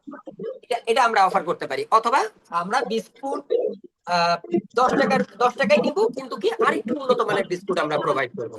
ওকে, যাতে আমাদের সেলটা আরেকটু বৃদ্ধি পায়, মানুষের কাছে আরো যায়। ওকে, এই কাজগুলো আমরা করতে পারি। তাহলে এটা হলো আমাদের ডাটা অ্যানালিটিক্স এর 5টা ধাপ। এখন কি আমাদের মনে আছে ডাটা অ্যানালিটিক্স এর 5টা ধাপ কি কি ছিল? সবার কি মনে আছে কিনা? প্রথমে আমরা ডাটা কালেক্ট করব, তাই না? তারপরে 2 নম্বরে হলো কি ছিল, ডাটা ক্লিন করব। 3 নম্বরে যে আমরা ডাটা অ্যানালাইসিস করব, এবং 4 নম্বরে যে আমরা ওটাকে ভিজুয়ালাইজ করব চার্টের মাধ্যমে, গ্রাফের মাধ্যমে, এবং 5 নম্বরে আমরা সিদ্ধান্ত গ্রহণ করব। ওকে, এগুলো হলো ডাটা অ্যানালিটিক্স এর ধাপ। তোমরা এখন আমাকে বলো। হ্যাঁ, প্লিজ প্লিজ বলো। স্যার এখানে তো শুধু কোনো স্পেসিফিক কোনো সংজ্ঞা দেখলাম না, শুধু উদাহরণ দিয়ে বুঝলাম। এখন পরীক্ষায় যদি আসে ডাটা অ্যানালাইটিক্স এর মৌলিক ধাপসমূহ বর্ণনা করো, তো আমরা কিভাবে লিখবো? ওকে, ফ্যান্টাস্টিক কোশ্চেন, থ্যাংক ইউ। তোমার নাম কি? স্যামসাং? স্যামসাং কেন তোমার নাম? রাহি। তোমার, হ্যাঁ, একটু নামটা লেখো তুমি। হ্যাঁ, রাহি না? জি স্যার, নাম তো লিখতে পারছি না। আচ্ছা, ঠিক আছে, ওকে ওকে, একটু চেষ্টা করবা তোমার মানে পরবর্তী দিন অনলাইনে ঢোকার সময় তোমার এই ইয়েটা রিনেম করে নেওয়ার। রিনেম করার ব্যবস্থা আছে, তুমি চাইলে করতে পারবা। ওকে, তো তোমার যে কোশ্চেনটা সেটা হলো যে আমরা এভাবে করে হলো জিনিসটা শিখলাম, আমাদের আগে আইডিয়াটা নিলাম আমরা, তাই না? এবার আমরা পরীক্ষায় কিভাবে লিখবো, সেই জন্যই তো আমরা কিন্তু বলে দিয়েছি যে তোমাদেরকে কিন্তু আমরা অনেক কিছুই প্রোভাইড করব, যেটা কিছু জিনিস বলেছে আর কিছু জিনিস গোপন রেখেছে। যেমন আমরা প্রোভাইড করব কি জিনিস, সেটা হলো যে তুমি এই যে ডাটা অ্যানালিটিক্স এর মৌলিক ধাপগুলো যে তুমি পরীক্ষার জন্য লিখবা, কি লিখবা সেই জিনিসটা আমরা তোমাকে প্রোভাইড করে দিব। তোমাদের হোয়াটসঅ্যাপ গ্রুপে তোমাদেরকে আমি দিয়ে দিব ক্লাস শেষে, বা আজকে রাতে যে কোনো সময় আমি আপলোড করে দিব, যে এই ডকুমেন্টটা তোমরা যদি পড়ো তাহলে এইটুকুন হলো ডাটা অ্যানালিটিক্স এর ধাপসমূহ। পরীক্ষায় যখন এটা 5 নম্বর থাকবে, 5 নম্বরের জন্য তুমি এইভাবে করে সুন্দর করে লিখতে পারবে। বোঝা গেছে? স্যার এই নোটটা গ্রুপে না দিয়ে যদি ওই ওয়েবসাইটে আমাদের যে হ্যান্ড নোটের অপশনটা আছে ওখানে যদি দেন তাহলে মনে হয়। ওকে, সেটাও দিব, কোনো অসুবিধা নেই, সব জায়গায় পাওয়া যাবে। ঠিক আছে, যারা তোমরা ভর্তি হয়েছে তোমরা হলো আমাদের অনুপ্রেরণা বলা যায়। তোমরা আমাদের কাছে ক্লাস করবা, তোমরা আমাদের পরামর্শ মতো চলবা, আমরা সবকিছুই তোমাদেরকে প্রোভাইড করব যেন তোমরা সর্বোচ্চ রেজাল্টটা করতে পারো। এবং তোমরাই আমাদের নাম সব জায়গায় ছড়াবা যে হ্যাঁ, এনইউ স্টাডি হাব আসলে ন্যাশনাল ইউনিভার্সিটির স্টুডেন্টদেরকে নিয়ে ভাবছে। ওদের কাছে গেলে, স্যারদের কাছে পড়লে, পরামর্শ মতো চললে আমরা ভালো করতে পারবো। ওকে, এটাই তো আমরা চাই, আর এই জন্যই তোমাদের পেছনে আমরা এই পরিশ্রমটা দিব ইনশাআল্লাহ। ওকে, আচ্ছা, আমরা একটু সামনে আগাই। হ্যাঁ, আমাদের কিন্তু আরো একটু মানে অনেক পড়াশোনাই আছে। তো এরপরে যেটা ডাটা অ্যানালিটিক্স করার জন্য, হ্যাঁ, আমাদের কি কি টুল ব্যবহার করা হয় এই নামগুলো আমাদের মনে রাখতে হবে। এটা কিন্তু 2 নম্বরের প্রশ্ন আসতে পারে, যে ডাটা অ্যানালিটিক্স এ ব্যবহৃত টুলস 2 নম্বর দিতে পারে, 1 নম্বর দিতে পারে, মানে প্রশ্নের সাথে লেজ হিসেবে যুক্ত করে দিবে যে ডাটা অ্যানালিটিক্স এ কি কি টুলস ব্যবহৃত হয় লেখো। তাহলে তুমি টুলস এর নাম লিখবা। প্রথমে যেটা আছে মাইক্রোসফট এক্সেল, এরপরে আছে পাইথন, তারপরে আছে মাইক্রোসফট পাওয়ার বি বা পাওয়ার বিআই, তুমি যেভাবেই পড়ো কোনো সমস্যা নাই। আর আরেকটা আছে ট্যাবলু।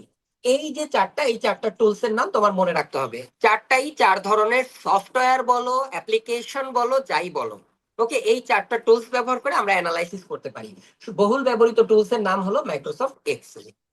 ওকে, আমরা এই অবস্থায় আমরা তাহলে এখন আবার একটু রিক্যাপ করি। আমাদের ডাটা অ্যানালিটিক্স শেষ, এবার হলো আমাদের যে টপিকটা, সেটার নাম হলো আর্টিফিশিয়াল ইন্টেলিজেন্স বা কৃত্রিম বুদ্ধিমত্তা।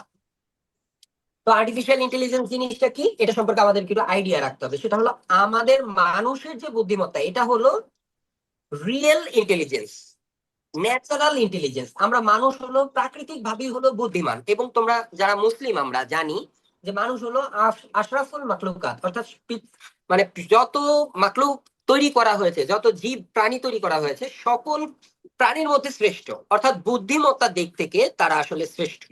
শক্তির দিক থেকে অনেক প্রাণী আমাদের থেকে শক্তিশালী থাকতে পারে, ওকে, কিন্তু বুদ্ধিমত্তায় মানুষ হলো শ্রেষ্ঠ, এটা আল্লাহ বলে দিয়েছেন। এবং হ্যাঁ, কিছু বলতে চাও তোমরা? যদি বলতে চাও তাহলে বলো, আর যদি না বলতে চাও তাহলে একটু মিউট করে রাখো। সুই দিও আমি আগে।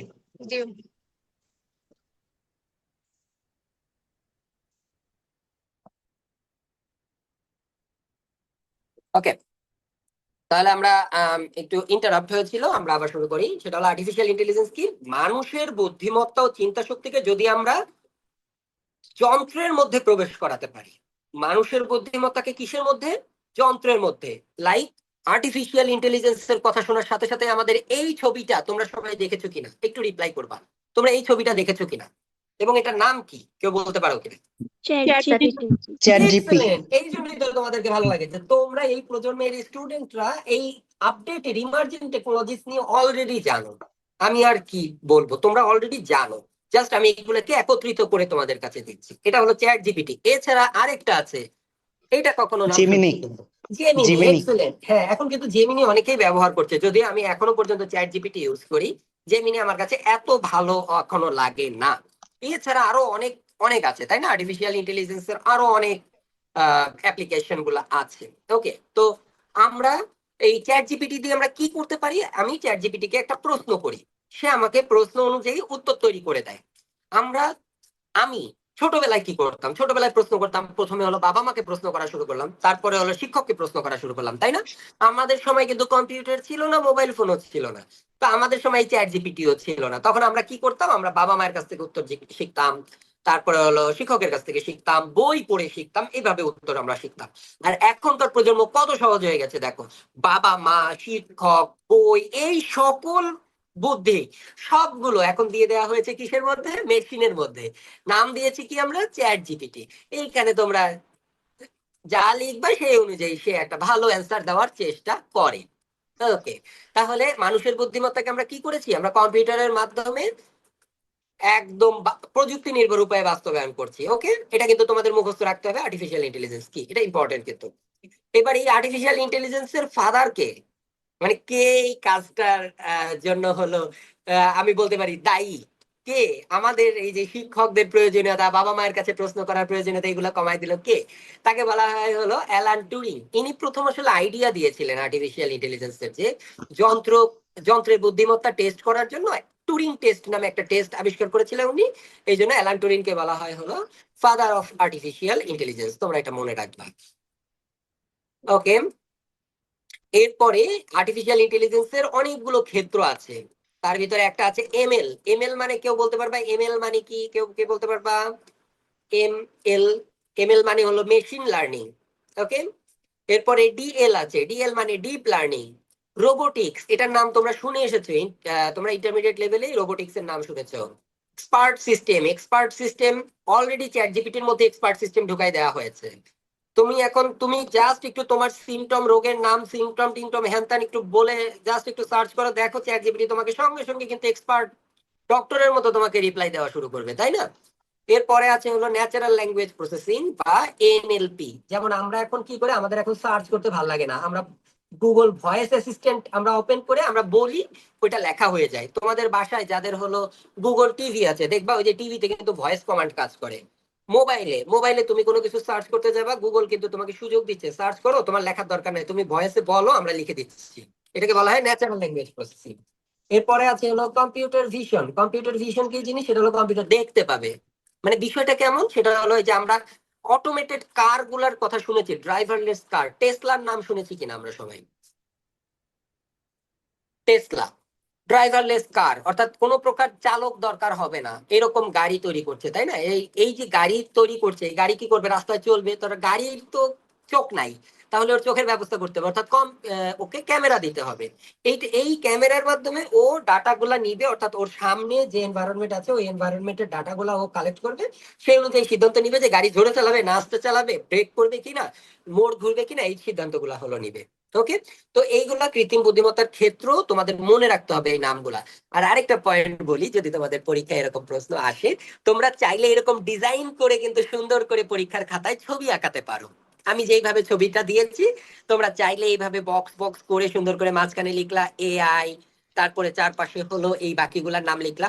এতে করে কি হবে, অন্যের খাতা থেকে তোমার খাতার কোয়ালিটি টিচারের কাছে অনেক ভালো মনে হবে। কারণ টিচার তো সবসময় দেখবে হলো কি, যে সবাই ওই গদবাঁধা থিওরি লিখে গেছে, একটা খাতা থিওরি লিখছে, তার সাথে এরকম ছবি আঁকাই দিচ্ছে। ওকে ওকে একটু নাম্বারটা একটু বাড়াই দিই বা একটু বেশি করে দিয়ে দেই, নম্বর 3 পেতো 5 দিয়ে দেই ওকে, যেহেতু ও একটু সুন্দর করে ছবি আঁকা একটু ভিজুয়ালাইজ করার চেষ্টা করছে। মনে রাখো, এগুলা কিন্তু নম্বর বেশি পাওয়ার একটা টেকনিক।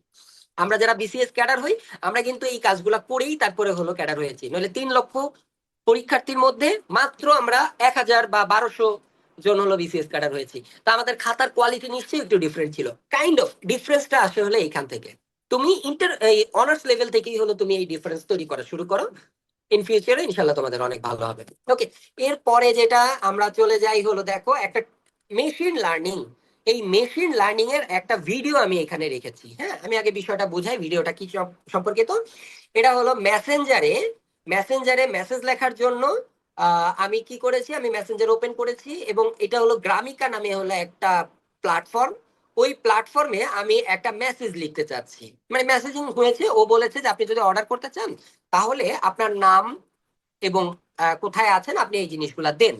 তো খেয়াল করো, আমি যখন এই যে ভিডিওটা খেয়াল করে একটু মনোযোগ দিয়ে, আমি ভিডিও প্লে করছি। হ্যাঁ, দেখো আমি এখানে লিখছি। হ্যাঁ, ওকে, এই যে এইখানে লিখতেছি, সবাই দেখো, এই যে আমি আমার নাম লিখছি, আমার নাম হলো ইমরান হোসেন জয়। তো খেয়াল করো, আমি যখন লিখছি, সঙ্গে সঙ্গে কিন্তু নিচে কিন্তু আমাকে ইমরান সাজেস্ট করছে, এরপরে আবার হোসেন সাজেস্ট করতেছে, তারপরে হোসেন টাইপ করার সাথে সাথে আবার জয় সাজেস্ট করছে। হ্যাঁ, তার মানে আমার পুরো নামটা কিন্তু সাজেস্ট করছে, আমার লেখা লাগছে না। আবার দেখো, প্রো লেখার সাথে সাথে প্রভাষক চলে আসছে, আর সাথে সাথে আইসিটি চলে আসছে। এরপরে খেয়াল করো, আমি এলাম কোন কলেজে আছি, সবুজ বাগ, তাহলে আমি সবুজ লেখার সাথে সাথে সবুজ বাগ চলে আসছে, আমি ওটা টাইপ করার সাথে সাথে সরকারি কলেজ, দেখো আমার কিন্তু টাইপ করা লাগছে না, এটা কিন্তু সাজেস্ট করতেছে আমার মেশিনটা, অর্থাৎ আমার যে কিবোর্ড, ওই অ্যাপটা আমাকে সাজেস্ট করতেছে। এখন তোমরা আমাকে বলো যেখানে আসলে কি ঘটনা ঘটছে। এখানে ঘটনাটা এটা ঘটছে যে আমার যে কিবোর্ড, এই কিবোর্ড হলো আমি যখনই যেটা টাইপ করি, যার সাথে চ্যাটিং করি, ও ওই ডাটাগুলা হলো সেভ করে রাখে। ও এই ডাটা থেকে অ্যানালাইসিস করছে যে এই ব্যক্তি, তার নাম হলো ইমরান, এবং ইমরান লেখার পরেই সে সাধারণত হোসেন লেখে। এই জন্য সে কি করতেছে, ও সাজেস্ট করে দিচ্ছে যে যখনই, এই যে আবার একটু ভিডিওটা খেয়াল করো, যে যখনই আমি ইমরান লিখছি, ইমরান লেখার সাথে সাথে ও কিন্তু হোসেন, এই যে নিচে সাজেশন, এই যে এই জায়গাটা হলো সাজেশন বক্স, এই জায়গাটায় কিন্তু ও সাজেশন করে দেখা যায়। হ্যাঁ, ইমরান লেখার সাথে সাথেই দেখো, লেখার সাথে সাথেই আমি স্পেস দিচ্ছি, সঙ্গে সঙ্গে হোসেন চলে আসছে, তার মানে ও সাজেশন দিচ্ছে, তারপরে হোসেন টাইপ করার সাথে সাথে জয়। তাহলে এইভাবে কিন্তু তোমরাও করেছো, তোমরা কখনো খেয়াল করেছো কিনা যে এরকম সাজেশন আছে কিনা? তোমরা একটু রিপ্লাই করো আমাকে, যে এরকম তোমাদের সাজেশন আসে কিনা। জি স্যার।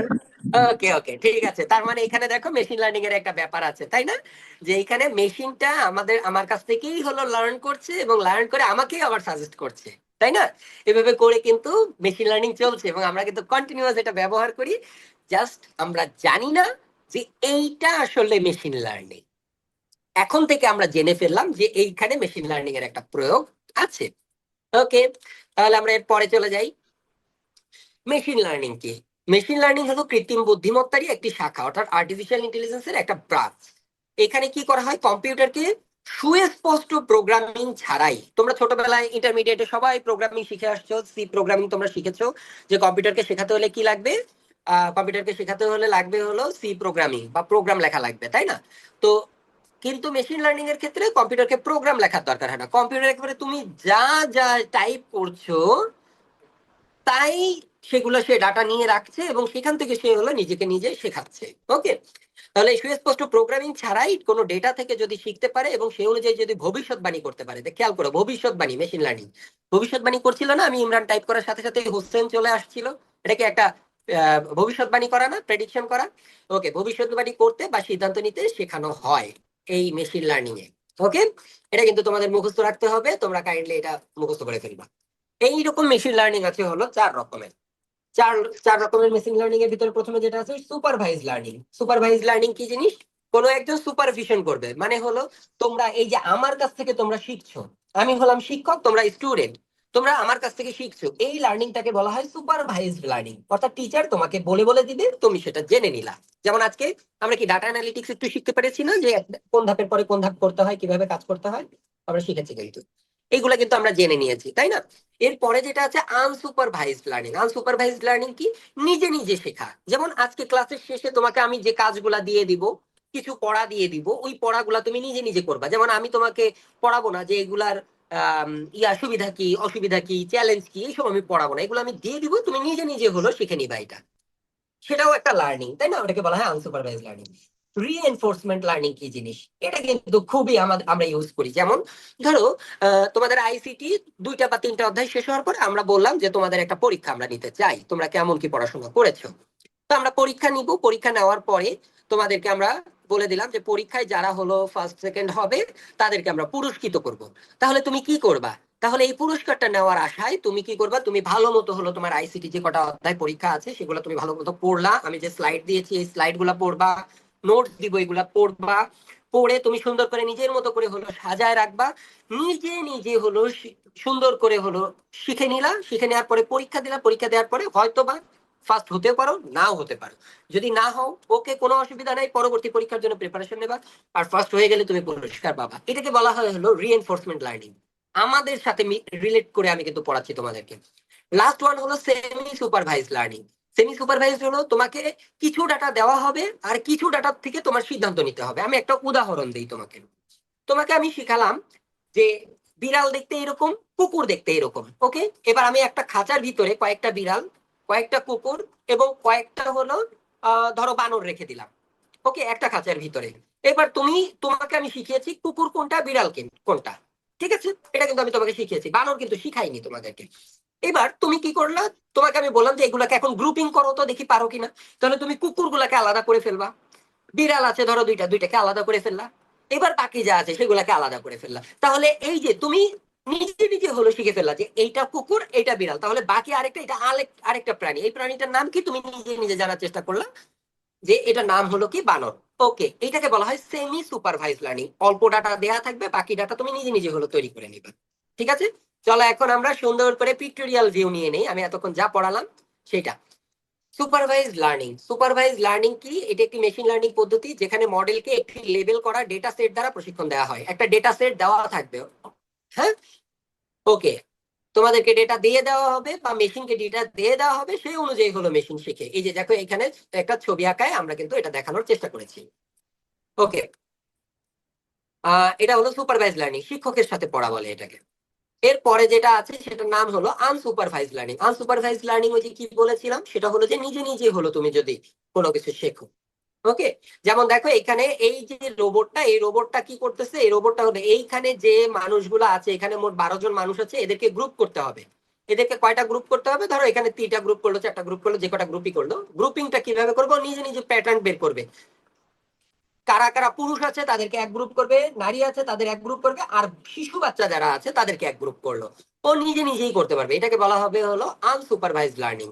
ব্যবহার ওই যে নিচে লেখা আছে, কাস্টমার সেগমেন্টেশন করা, মার্কেট অ্যানালাইসিস করা, ডাটা ক্লাস্টারিং করা, এই কাজগুলোয় আনসুপারভাইজ লার্নিং ব্যবহার হয়। এরপরে আছে হলো রিএনফোর্সমেন্ট লার্নিং বা অনুপ্রেরণামূলক শেখা, মানে তোমাকে পুরস্কৃত করা, মানুষকে পুরস্কৃত করা যেমন যায়, মেশিনকে কিভাবে পুরস্কৃত করা যায়, মেশিনকে হলো পয়েন্ট দেওয়া যায়, রিওয়ার্ড পয়েন্ট অথবা পেনাল্টি। তুমি যদি জিততে পারো তাহলে তোমাকে রিওয়ার্ড পয়েন্ট দেওয়া হবে, আর তুমি যদি না যেত তাহলে তোমাকে পেনাল্টি হিসেবে পয়েন্ট কেটে নেওয়া হবে। যেমন সেলফ ড্রাইভিং কারে এই রিএনফোর্সমেন্ট লার্নিংটা ব্যবহার করা হয়, সেলফ ড্রাইভিং কার মানে টেসলা কারগুলোতে। তারপরে গেম এআই কি জিনিস, ওই যে দাবা খেলার ভিতরে, দাবা খেলা দেখবা যে শুধু দুজন ব্যক্তি লাগবে তা না, মেশিনের সাথেও দাবা খেলা যায়। তো ওই গেমগুলা তৈরি করতে হলে বা ওই গেমগুলা ডেভেলপ করতে হলে ওই সময় হলো আমাদের প্রোগ্রামাররা কি করে, রিএনফোর্সমেন্ট লার্নিংটা ব্যবহার করে। এছাড়া রোবোটিক্সে রিএনফোর্সমেন্ট লার্নিং ব্যবহার করা যায়। এরপরে যেটা সেমি সুপারভাইজ লার্নিং, যেটা আমি তোমাকে বলেছি যে আধা শিক্ষক আধা নিজের চেষ্টা। শিক্ষক কিছুটা বলে দিবে, যেমন এই যে বিড়াল এবং কুকুরকে তোমাকে ডাটা দিয়ে দেওয়া হলো, আর এইখানে যখন আরেকটা ডাটা দেওয়া হলো অতিরিক্ত হিসেবে, সেটা কি এটা আমরা জানি না, ওকে এই তিনটাকে হলো এবার আউটপুট হিসেবে আলাদা আলাদা করে ফেলানো, যে কুকুর বিড়াল এবং আরেকটা কি আছে, আরেকটা আছে খরগোশ, এই যে আলাদা করে। ব্যবহার হয় কোথায়, ইমেজ ক্লাসিফিকেশনে, মেডিকেল ডায়াগনোসিসে ব্যবহার করা হয়, স্পিচ রিকগনিশনে ব্যবহার করা হয়। এটাকে সেমি সুপারভাইজ লার্নিং বলা হয়। ওকে, এবার এই মেশিন লার্নিং এর যে ধাপগুলো আছে এই ধাপগুলো আমি এখানে লিখে দিয়েছি।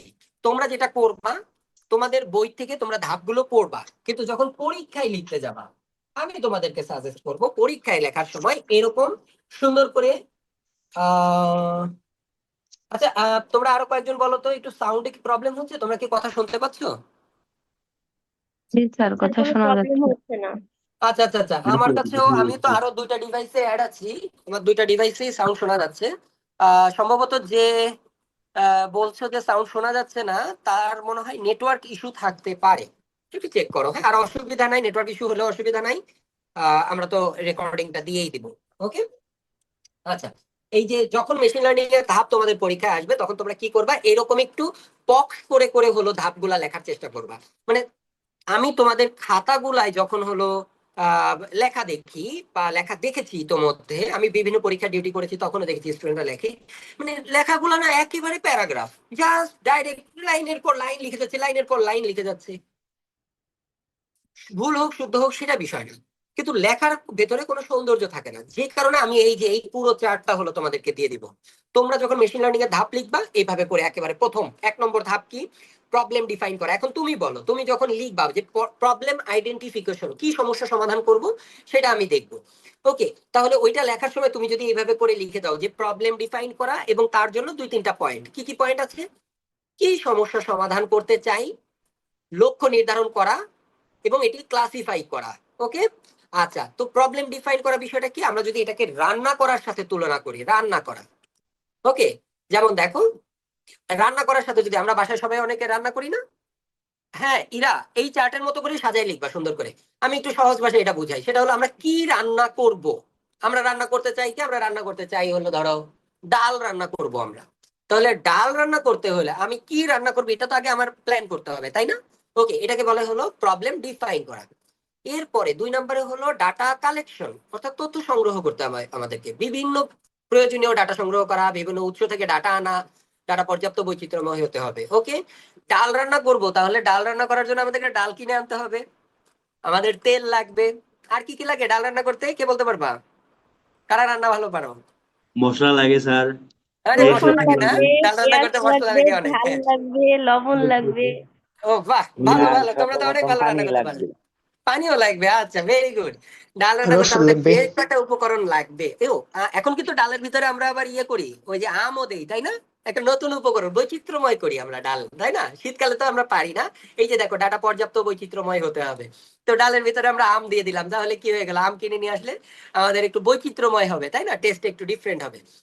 ওকে, এরপরে হলো data pre processing. Data pre processing কি, ওই যে উপকরণ পরিষ্কার করা। এই দেখো সুন্দর করে লেখা আছে উপকরণ পরিষ্কার করা। তুমি ডাল রান্না করবা, তাহলে ডালটাকে আগে ভিজায় রাখতে হবে না, ধুয়ে ভিজায় রাখবা। তাহলে ডালটা যদি তুমি 15-20 মিনিট ভিজায় রাখো, দেখবা যে ডালের কালারটা একটু চেঞ্জ হয়েছে, অর্থাৎ ইয়েলো কালার থেকে একটু ফ্যাকাশে হচ্ছে। এইটাকে বলা হয় হলো প্রি প্রসেসিং। ওকে, আচ্ছা, এরপরে হলো পেঁয়াজ। পেঁয়াজ তো আর সরাসরি ধরে ডালের ভিতরে দিয়ে দেওয়া যাবে না, ওটাকে কুচি কুচি করে কাটতে হবে, তাই না? এটাকে প্রসেস করতে হবে না? ওকে, তো এইভাবে করে হলো আমরা আমাদের যে উপকরণগুলো আছে আমরা ওই উপকরণগুলোকে হলো প্রসেস করি। ওকে, এরপরে 4 নম্বরে যেটা সেটা হলো ফিচার ইঞ্জিনিয়ারিং। একজন বললো মশলা লাগবে, ওকে আমাদের মশলা ঠিক করতে হবে যে কি কি মশলা আমার ডালের ভিতরে দেয়া যায়। যেমন ধরো আমি ডালের ভিতরে দিয়ে দিলাম হলো গরুর মাংসের মশলা, হবে? তাহলে কি ডালের টেস্ট ঠিক থাকবে? থাকবে না না কিন্তু। স্যার। ডালের জন্য আমার যে মশলা সেই মশলাই শুধু দিতে হবে, তাই না? আমাদের কিন্তু অন্য কোনো মশলা ব্যবহার করা যাবে না।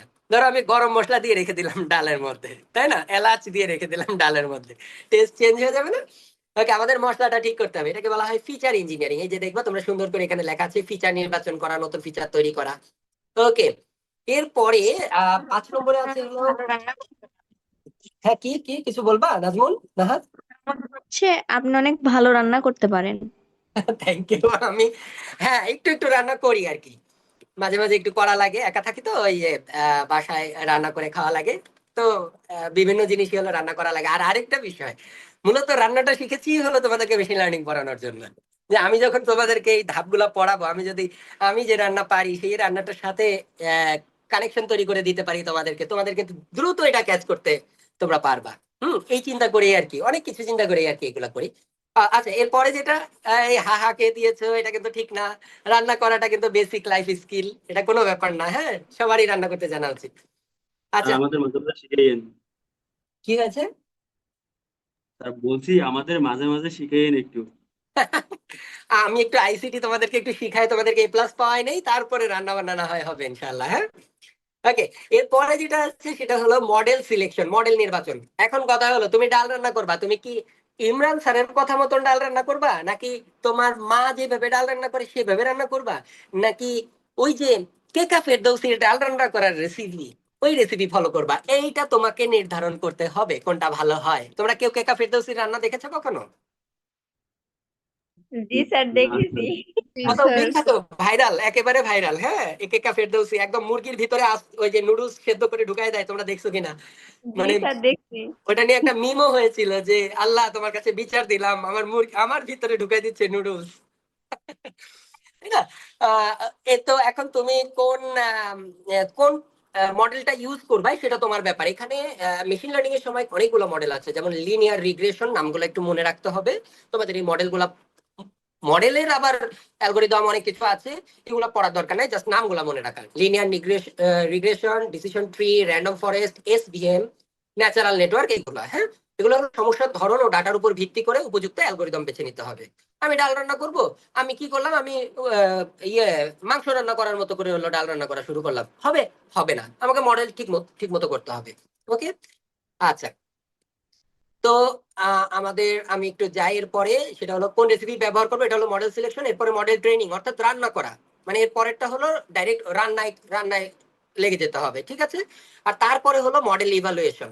আমি একটু ব্যাকে যাই, এই যে দেখো মডেল ট্রেনিং হলো রান্না করা, অর্থাৎ ট্রেনিং ডেটা দিয়ে মডেলকে শেখানো। ওকে, মডেল প্যাটার্ন খুঁজে বের করা এবং ওজন প্যারামিটার আপডেট করা, এই কাজগুলো হলো মডেল ট্রেনিং এর মধ্যে হয়। অর্থাৎ আমাদের যে রান্না করার মধ্যে আমাদের কখন পানি দিতে হবে, কখন আমাদের চুলার আঁচ কমাতে হবে, কখন বাড়াতে হবে, মশলাটা আমরা কখন দিব, ডাল রান্না করলে আমরা বাগার কখন দিব, কি দিয়ে বাগার দিব, এই জিনিসগুলা হলো আমরা করি মডেল ট্রেনিং এর মধ্যে। ওকে, মানে এটা হলো রান্না করার সাথে হলো সম্পর্কিত। এরপরে মডেল ইভালুয়েশন, আমরা রান্না করবো, এবার আমার টেস্ট করে দেখতে হবে না যে আমার রান্না ঠিক আছে কিনা, আমি লবণ কি বেশি দিলাম নাকি কম দিয়ে দিলাম, তাই না? তো আমার ডালের ভিতরে লবণ একটু বেশি দিতে হয়, তাহলে আমার এটা হলো মডেল ইভালুয়েশন। তুমি যে মডেলটা তৈরি করবা ওই মডেলটাকে পারফরমেন্স পরীক্ষা করতে হবে। যেমন চ্যাট জিপিটি যখন প্রথম বের হলো, বাজারে আসলো, আমরা ব্যবহার করা শুরু করলাম 2018 সাল বা 19 সাল নাগাদ আর কি শুরু করলাম। আমাদের ফ্রি করে দিল মনে হয় 2022-23-এর দিকে মনে হয় ফ্রি করছে, হ্যাঁ আমি সঠিক সালটা মনে নাই। ও কিন্তু প্রথম প্রথম কিন্তু ভালো রেজাল্ট দিত না, ও কিন্তু কন্টিনিউয়াস আমাদের কাছ থেকে শিখছে, কন্টিনিউয়াসলি শিখেছিল, এবং শিখতে শিখতে শিখতে শিখতে ওর পারফরমেন্স ইমপ্রুভ করছে প্রোগ্রামাররা। ওকে, বারবার ওকে ট্রেনিং করাইছে, বারবার ওর ইভালুয়েশন করেছে, মানে মূল্যায়ন করেছে, করে করে করে কিন্তু এখন কিন্তু চ্যাট জিপিটি অনেকটা ভালো হলো রেজাল্ট মানুষকে দেয়। কিছু বলবা শিপন? শিপন, আচ্ছা আচ্ছা, শিপনের মনে হয় এমনি আনমিউট হয়ে গিয়েছিল। আচ্ছা, তারপরে হলো মডেল টিউনিং। মডেল টিউনিং কি, যে আমি যে খাবারটা, এই যে একটু যাই আমি এক জায়গায়, মডেল টিউনিং হলো যে লবণ কম বেশি ঠিক করা। ওকে, যে কম হলে আমাকে একটু বাড়ায় দিতে হবে, আর যদি লবণ বেশি হয়ে যায় ওকে, খাওয়ার যোগ্য থাকলে ওকে, আর যদি খাওয়ার যোগ্য না থাকে তাহলে আবার আমরা একটু পানি দিয়ে দিলাম একটু। ঠিক আছে, তাহলেই তো লবণ কমে গেল। বা অন্য কেউ কি জানো লবণ কিভাবে কমাতে হয়? জি স্যার, একটু লেবুর রস দিলে একটু কমে যাবে। এক্সেলেন্ট ফারদিন, তুমি তো ভালোই রান্না করতে পারো। হ্যাঁ, জি ভেরি স্যার, গুড। প্রতিদিন রান্না করি স্যার। হ্যাঁ হ্যাঁ, লেবু দিলে কিন্তু কমে যায়। হ্যাঁ, লবণের স্বাদটা রান্না একটু সেই কমে। টেস্ট লাগে। আচ্ছা আচ্ছা, ওকে। তাহলে আমরা কি করলাম, আমরা মডেল টিউনিং বুঝলাম। এরপরে হলো ডিপ্লয়মেন্ট, অর্থাৎ আমাদের পরিবেশন করতে হবে খাবারটা, তাই না? আমরা ডাল রান্না করেছি, এবার পরিবেশন করতে হবে, পরিবারের সবাইকে নিয়ে খেতে হবে। তো আমাদের ওই ব্যাপারটা ওইরকম। আমাদের, আমরা যে মেশিনটাকে আমরা শিখাচ্ছিলাম, আমরা ওই মেশিনটাকে কি করব, শেখানোর পরে এইবার আমরা ওকে, ও আসলে সঠিকভাবে হলো কাজ করতে পারছে কিনা এটা আমরা এখন ইউজারের কাছে দিয়ে দিব। আচ্ছা, এরা তুমিও ঠিক বলেছো, আলু কেটে দিলেও হয়, কিন্তু ডালের ভিতরে আলু সবাই খায় না, আমি খাই না। তোমরা আহ, এটা দিলেও হবে। ওকে, ডিপ্লয়মেন্টের ব্যাপারটা হলো যে আমার মেশিনটাকে ট্রেনিং করা হয়ে গেছে, এবার আমি কি করব, আমি ইউজারদের কাছে দিয়ে দিব, ইউজাররা এবার হলো ব্যবহার করুক। ঠিক আছে। আর লাস্ট ওয়ান হলো মনিটরিং। মনিটরিং জিনিসটা কি, সেটা হলো আমি যে খাবারটা রান্না করেছি, খাবার মানুষের কাছে সার্ভ করেছি, মানুষ খেতে পারছে কিনা। আমি তো লবণ একটু কম খাই, কিন্তু যাকে আমি দিয়েছি সে কি লবণ বেশি খায়? আবার যাকে দিয়েছি, আমি তো ডালের ভিতরে আম দিয়ে রেখেছি, সে কি আম ডাল খেতে পারে নাকি আম খেতে পারে না? যদি আম ডাল খেতে না পারে তাহলে কি করতে হবে, আমটাকে সরায় রাখতে হবে, আমের ফালিগুলো সরায় রাখতে হবে, তাকে শুধু ডাল খেতে দিতে হবে। মনিটরিং বিষয়টা হলো নিয়মিত আপডেট করা আমাদের মেশিনের, যে ইয়েটা আমরা যে মেশিনটাকে লার্ন করালাম ওটাকে নিয়মিত হলো আপডেট করা। ওকে, এটা হলো মনিটরিং এর উপরে। প্রয়োজনে আরো বেশি ডাটা দিয়ে তাকে আরো এনরিচ করা, এগুলো হলো মনিটরিং। তোমাদের কি মনে থাকবে মেশিন লার্নিং এর ধাপ? আমাকে একটু ফিডব্যাক দাও, তোমাদের মনে থাকবে কিনা। জি স্যার, অনেক সুন্দর বলছেন। ওকে, থ্যাংক ইউ। তোমাদের এই যে এই এখন মনে স্লাইডটা, থাকে। আচ্ছা ঠিক আছে, এই স্লাইডটা তো তোমাদেরকে দিয়ে দিচ্ছি আমি। এই স্লাইডটা তোমরা তোমরা তো ভুলে যাবা, যেহেতু হলো আগামী 2-3 দিন পরে বা 7 দিন পরে যখন পড়তে যাবা তখন তো ভুলে যাবা। এই স্লাইডটা আমি দিয়ে দিব, এই স্লাইডের সাথে আবার মিলিয়ে মিলিয়ে তোমরা একটু পড়ে নিবা। ঠিক আছে। আর আমি তোমাদেরকে অনুরোধ করবো সবাইকে, যে যখন তোমরা পরীক্ষায় মেশিন লার্নিং এর ধাপ লিখবা, অবশ্যই একটু ওই যে চিত্রের মাধ্যমে, অর্থাৎ আমি যে চিত্রগুলা দিয়েছি, এই যে এই চিত্র, এইরকম করে চিত্র, তোমার এটা দরকার নাই যে এটা 1 পেজের ভিতরেই তোমাকে লিখতে হবে। তুমি কি করবা, এইটাকে 1 2 3 4, চারটা চারটা ইয়া করলা, চারটা বক্স করলা, এই চারটা বক্স 1 পেজে, পরের পেজে যে বাকি আরো 4টা বা 5টা বক্স করলা, পরের পেজে যে, এইভাবে করে হলো সুন্দর করে তুমি ধাপে ধাপে হলো লিখে গেলা। ঠিক আছে।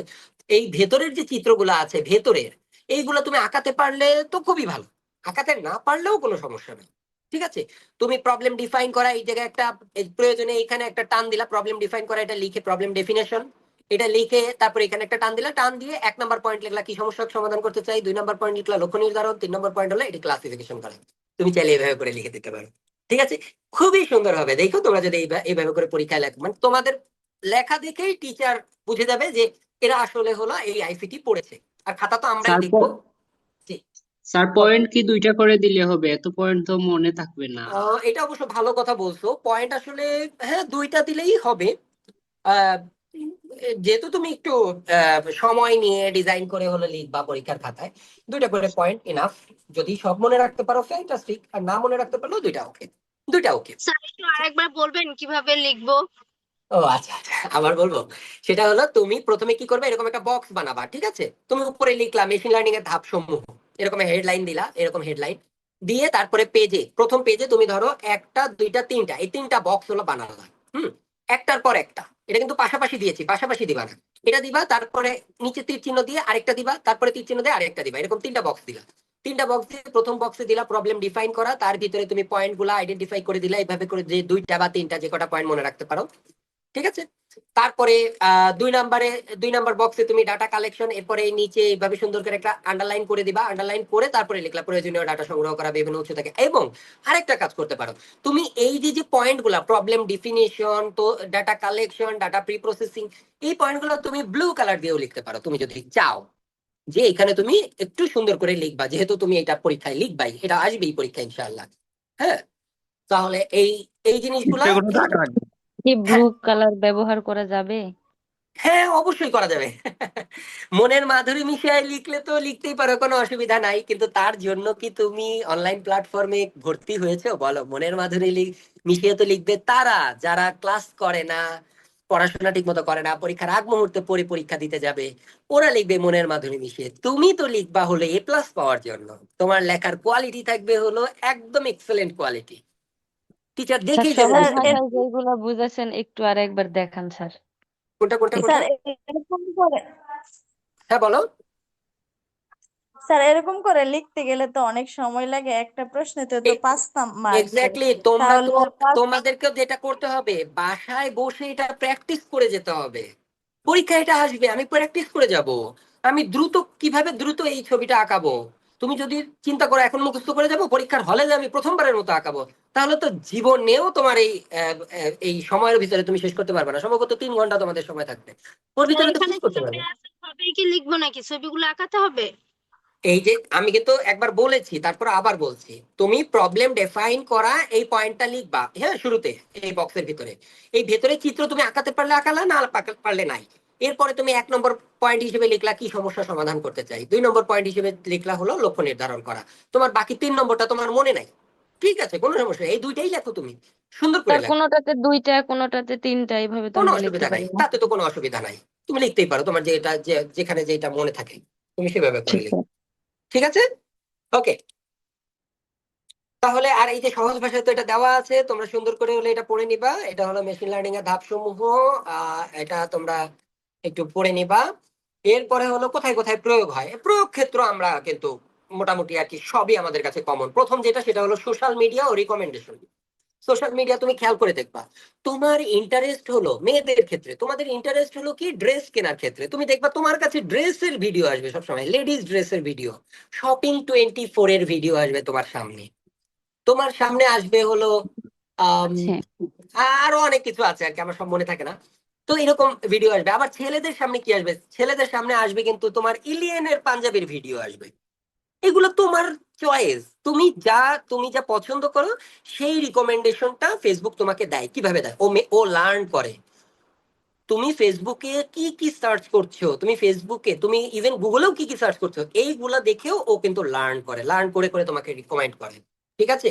তুমি দেখবা ফেসবুকে তোমাকে রিকমেন্ড করছে ভিডিও, অ্যাডভার্টাইজ গুলা হচ্ছে হলে রিকমেন্ডেশনের উপর ভিত্তি করে। তারপরে আরেকটা বিষয় বলে, আমি মেশিন লার্নিং এর আরেকটা কাজ আমরা করেছি। আমরা যখন এনইউ স্টাডি হাব, এই যে তোমরা হলো প্রথম ব্যাচ, বাংলাদেশের কেউ তো জানে না যে এনইউ স্টাডি হাব নামে কোনো প্রতিষ্ঠান আছে, স্টুডেন্টরা তো মোটেও জানে না। তাহলে এখন যে আমরা এই প্রতিষ্ঠানটা তৈরি করলাম, এটা মানুষের কাছে পৌঁছাতে হবে না? কিন্তু এটা কি আমি 16 কোটি মানুষের কাছে পৌঁছাবো? না। এটা আমি কি করব, আমি শুধু আমার অনার্স ফার্স্ট ইয়ারের যে স্টুডেন্ট গুলো আছে, অর্থাৎ যাদের এজ লেভেল হলো 17 বছর বয়স থেকে শুরু করে 20 বছর বয়সের মধ্যে, এবং যাদের প্রোফাইলে ন্যাশনাল ইউনিভার্সিটি লেখা আছে, তাদের কাছে আমার অ্যাডভার্টাইজমেন্ট গুলো যেন যায়, কারণ তারা তারা হলো আমার কাছে ভর্তি হবে। নিশ্চয়ই কোনো দাদা নানার কাছে চলে গেলে নিশ্চয়ই কোনো তারা ভর্তি হবে না। ইভেন কোনো ব্যবসায়ীর কাছে গেলেও তো, তরমুজ ব্যবসায়ী, তার কাছে যদি আমি এই ভিডিও পাঠাই যে ইয়েতে ভর্তি হয় এনিওয়ে স্টাডি হবে, আমার কি কোনো লাভ হবে? ফেসবুক এইভাবে করে হলো মেশিন লার্ন করে করে ও রিকমেন্ডেশন গুলা হলো মানুষের কাছে পৌঁছায় দেয়। তুমি এই যে ই কমার্সের এই কথা তো আমি বলেছি, ই কমার্সের সাইট গুলো আমাদেরকে রিকমেন্ডেশন যায়। যেমন তুমি দারাজে যদি প্রবেশ করো, দারাজ তোমাকে বলবে যে তুমি কয়েকদিন দারাজ একটু ইয়ে করো, সার্চ করা শুরু করো, কয়েকদিন দারাজ ব্যবহার করো, দারাজ দিয়ে হলো প্রোডাক্ট কেনো। এরপর থেকে দারাজ তোমাকে হলো রিকমেন্ড করা শুরু করবে যে আপনি এই প্রোডাক্টটা কিনতে পারেন, মানে তোমার চয়েস অনুযায়ী। হেলথ কেয়ারে মেশিন লার্নিং ব্যবহার করা হয়, সেলফ ড্রাইভিং কারেও ব্যবহার করা হয়, ব্যাংকিং এন্ড ফিনান্স এই ক্ষেত্রেও ব্যবহার হয়। এনএলপি এর কথা তো তোমাকে বলেছি, ন্যাচারাল ল্যাঙ্গুয়েজ প্রসেসিং, অর্থাৎ আমি বলছি বাংলা, সেইটা গুগল কি করতেছে, টাইপ করে দিচ্ছে। এটা কিন্তু মেশিন লার্নিং এর একটা কাজ। মেশিন আমার কাছ থেকে হলো ভয়েসটা নিয়ে সে কিন্তু সেটাকে টেক্সটে রূপান্তর করে দিচ্ছে। Image and video processing. Okay, image and video processing কিরকম দেখো, আমরা যখন গ্রুপ ফটো তুললে আমাদের গ্রুপমেট কারা, তাদের সাথে কিন্তু আমাদের ফেসবুকে অ্যাড থাকে। এবার আমি যখন ওই ফটোটা আপলোড করি, তখন কিন্তু খেয়াল করে দেখবা ট্যাগ অপশনে যদি তুমি যাও, তখন দেখবা যে ফেসবুক কি করতেছে, ফেসের উপরে ওর নামটা কিন্তু অটোমেটিক দেখাই দিচ্ছে, তোমাকে সাজেস্ট করতেছে যে তোমার বন্ধু হলো, ধরো তুমি হইলা বিলকিস, তোমার বন্ধু হলো কে, তোমার বন্ধু হলো ধরো হলো কি হবে, সখিনা। তাহলে ওই সখিনার নামটা হলো তোমাকে সাজেস্ট করে দিবে। তোমরা এটা খেয়াল করে দেখবা, এই ইমেজ প্রসেসিং কিন্তু ফেসবুক করছে কন্টিনিউয়াসলি। এবং এভাবে করে কিন্তু ট্যাগ করার সময় তোমাকে কিন্তু সহজে সাজেস্ট করে দেয়। এরপরে গেমিং এ অবশ্যই মেশিন লার্নিং ব্যবহার আছে। গেমিং এ কিরকম, সেটা হলো যে অনলাইনে আমরা যখন গেম খেলি, লুডো খেলি আমরা কম্পিউটারের সাথে বা মোবাইল ফোনের সাথে, তখন কিন্তু গেমিং তখন কিন্তু মেশিন লার্নিং ব্যবহার হয়। কৃষিতে মেশিন লার্নিং এর ব্যাপার আছে। তারপরে হলো ইন্ডাস্ট্রি রোবোটিক্সে তো অবশ্যই মেশিন লার্নিং আছে। ওকে, তাহলে এই যে যে প্রয়োগ ক্ষেত্রগুলো আছে, এই প্রয়োগ ক্ষেত্রগুলা তোমরা মুখস্থ করে ফেলবা। এবং যখন তোমরা মেশিন লার্নিং এর প্রয়োগ ক্ষেত্রগুলো লিখবা, আমি তোমাদেরকে রিকমেন্ড করব যে এইভাবে বক্স আকারে যদি তুমি প্রয়োগ ক্ষেত্র লেখো তাহলে ভালো হয়। তোমার লেখা কম লাগবে, ছবির মাধ্যমে তুমি প্রয়োগ ক্ষেত্র শেষ করে দিলা, মানে লেখা কম, ছবির মাধ্যমে তুমি তোমার নম্বর নিয়ে নিলা। ওকে, এটা কিন্তু তোমরা করতে পারো। ওকে, যে লিখছো সখিনা, তার মনে হয় সখিনা নামটা পছন্দ হয়েছে। আচ্ছা, ঠিক আছে। আহ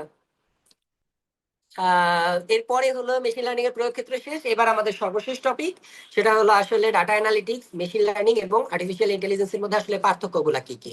এই পার্থক্যগুলা এখানে দেওয়া আছে, তোমরা এই পার্থক্যগুলা সুন্দর করে পড়ে ফেলবা। আমি উদাহরণ হিসেবে দেখাই ডেটা অ্যানালিটিক্স কি করে। গত মাসের বিক্রয় প্রতিবেদন তৈরি করবে এবং সে অনুযায়ী কিন্তু ডেটা অ্যানালিটিক্সে আমরা কি করতে পারবো, বিক্রয় প্রতিবেদন তৈরি করা, এবং তার সাথে সাথে কিন্তু আমরা আবার সিদ্ধান্তও নিতে পারবো এখান থেকে।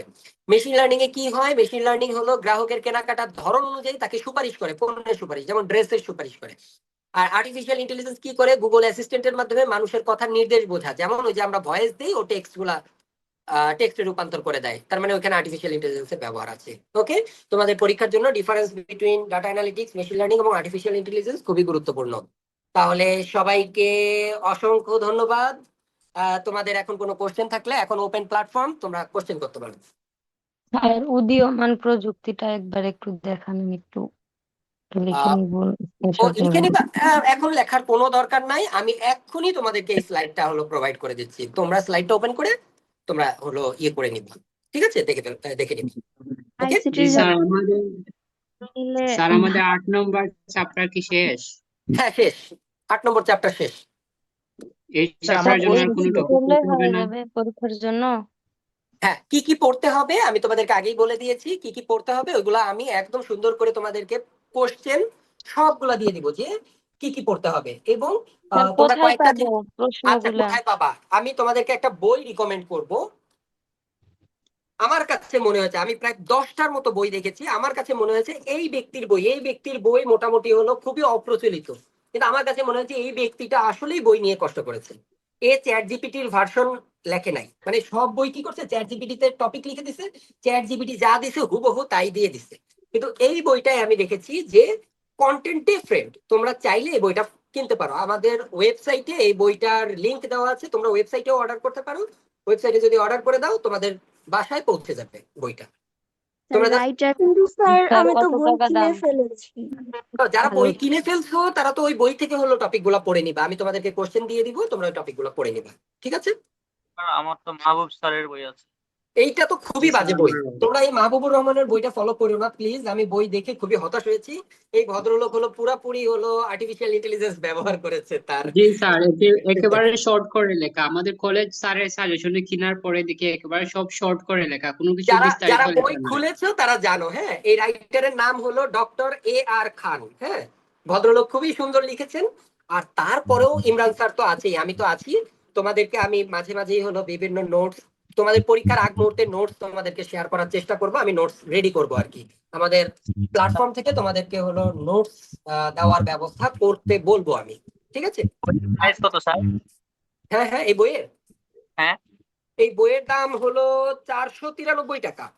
বইয়ের মুদ্রিত মূল্য, গায়ের মূল্য হলো 493 টাকা। তোমরা আমাদের ইয়েতে যদি অর্ডার করো, আমাদের ওয়েবসাইটে অর্ডার করলে একটু কমে পাবা আর কি, ঠিক আছে। বাজারে 493 টাকা বা 490 টাকা রাখবে আর কি, ঠিক আছে। আর ওয়েবসাইট থেকে অর্ডার করলে খারাপ বেশ হবে। কমে পাবা, আশা করি আরো অন্তত 100 টাকা কমে পাবা ওয়েবসাইট থেকে।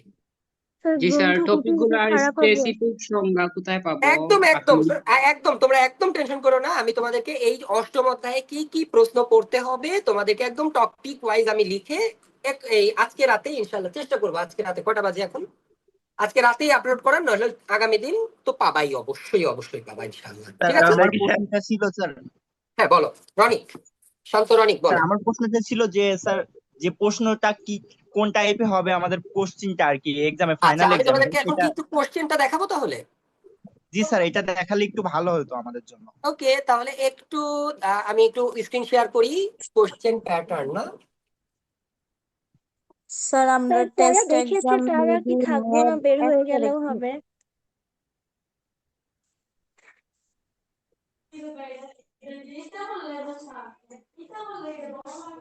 স্যার আজকের ক্লাসটা কি রেকর্ডেড থাকবে?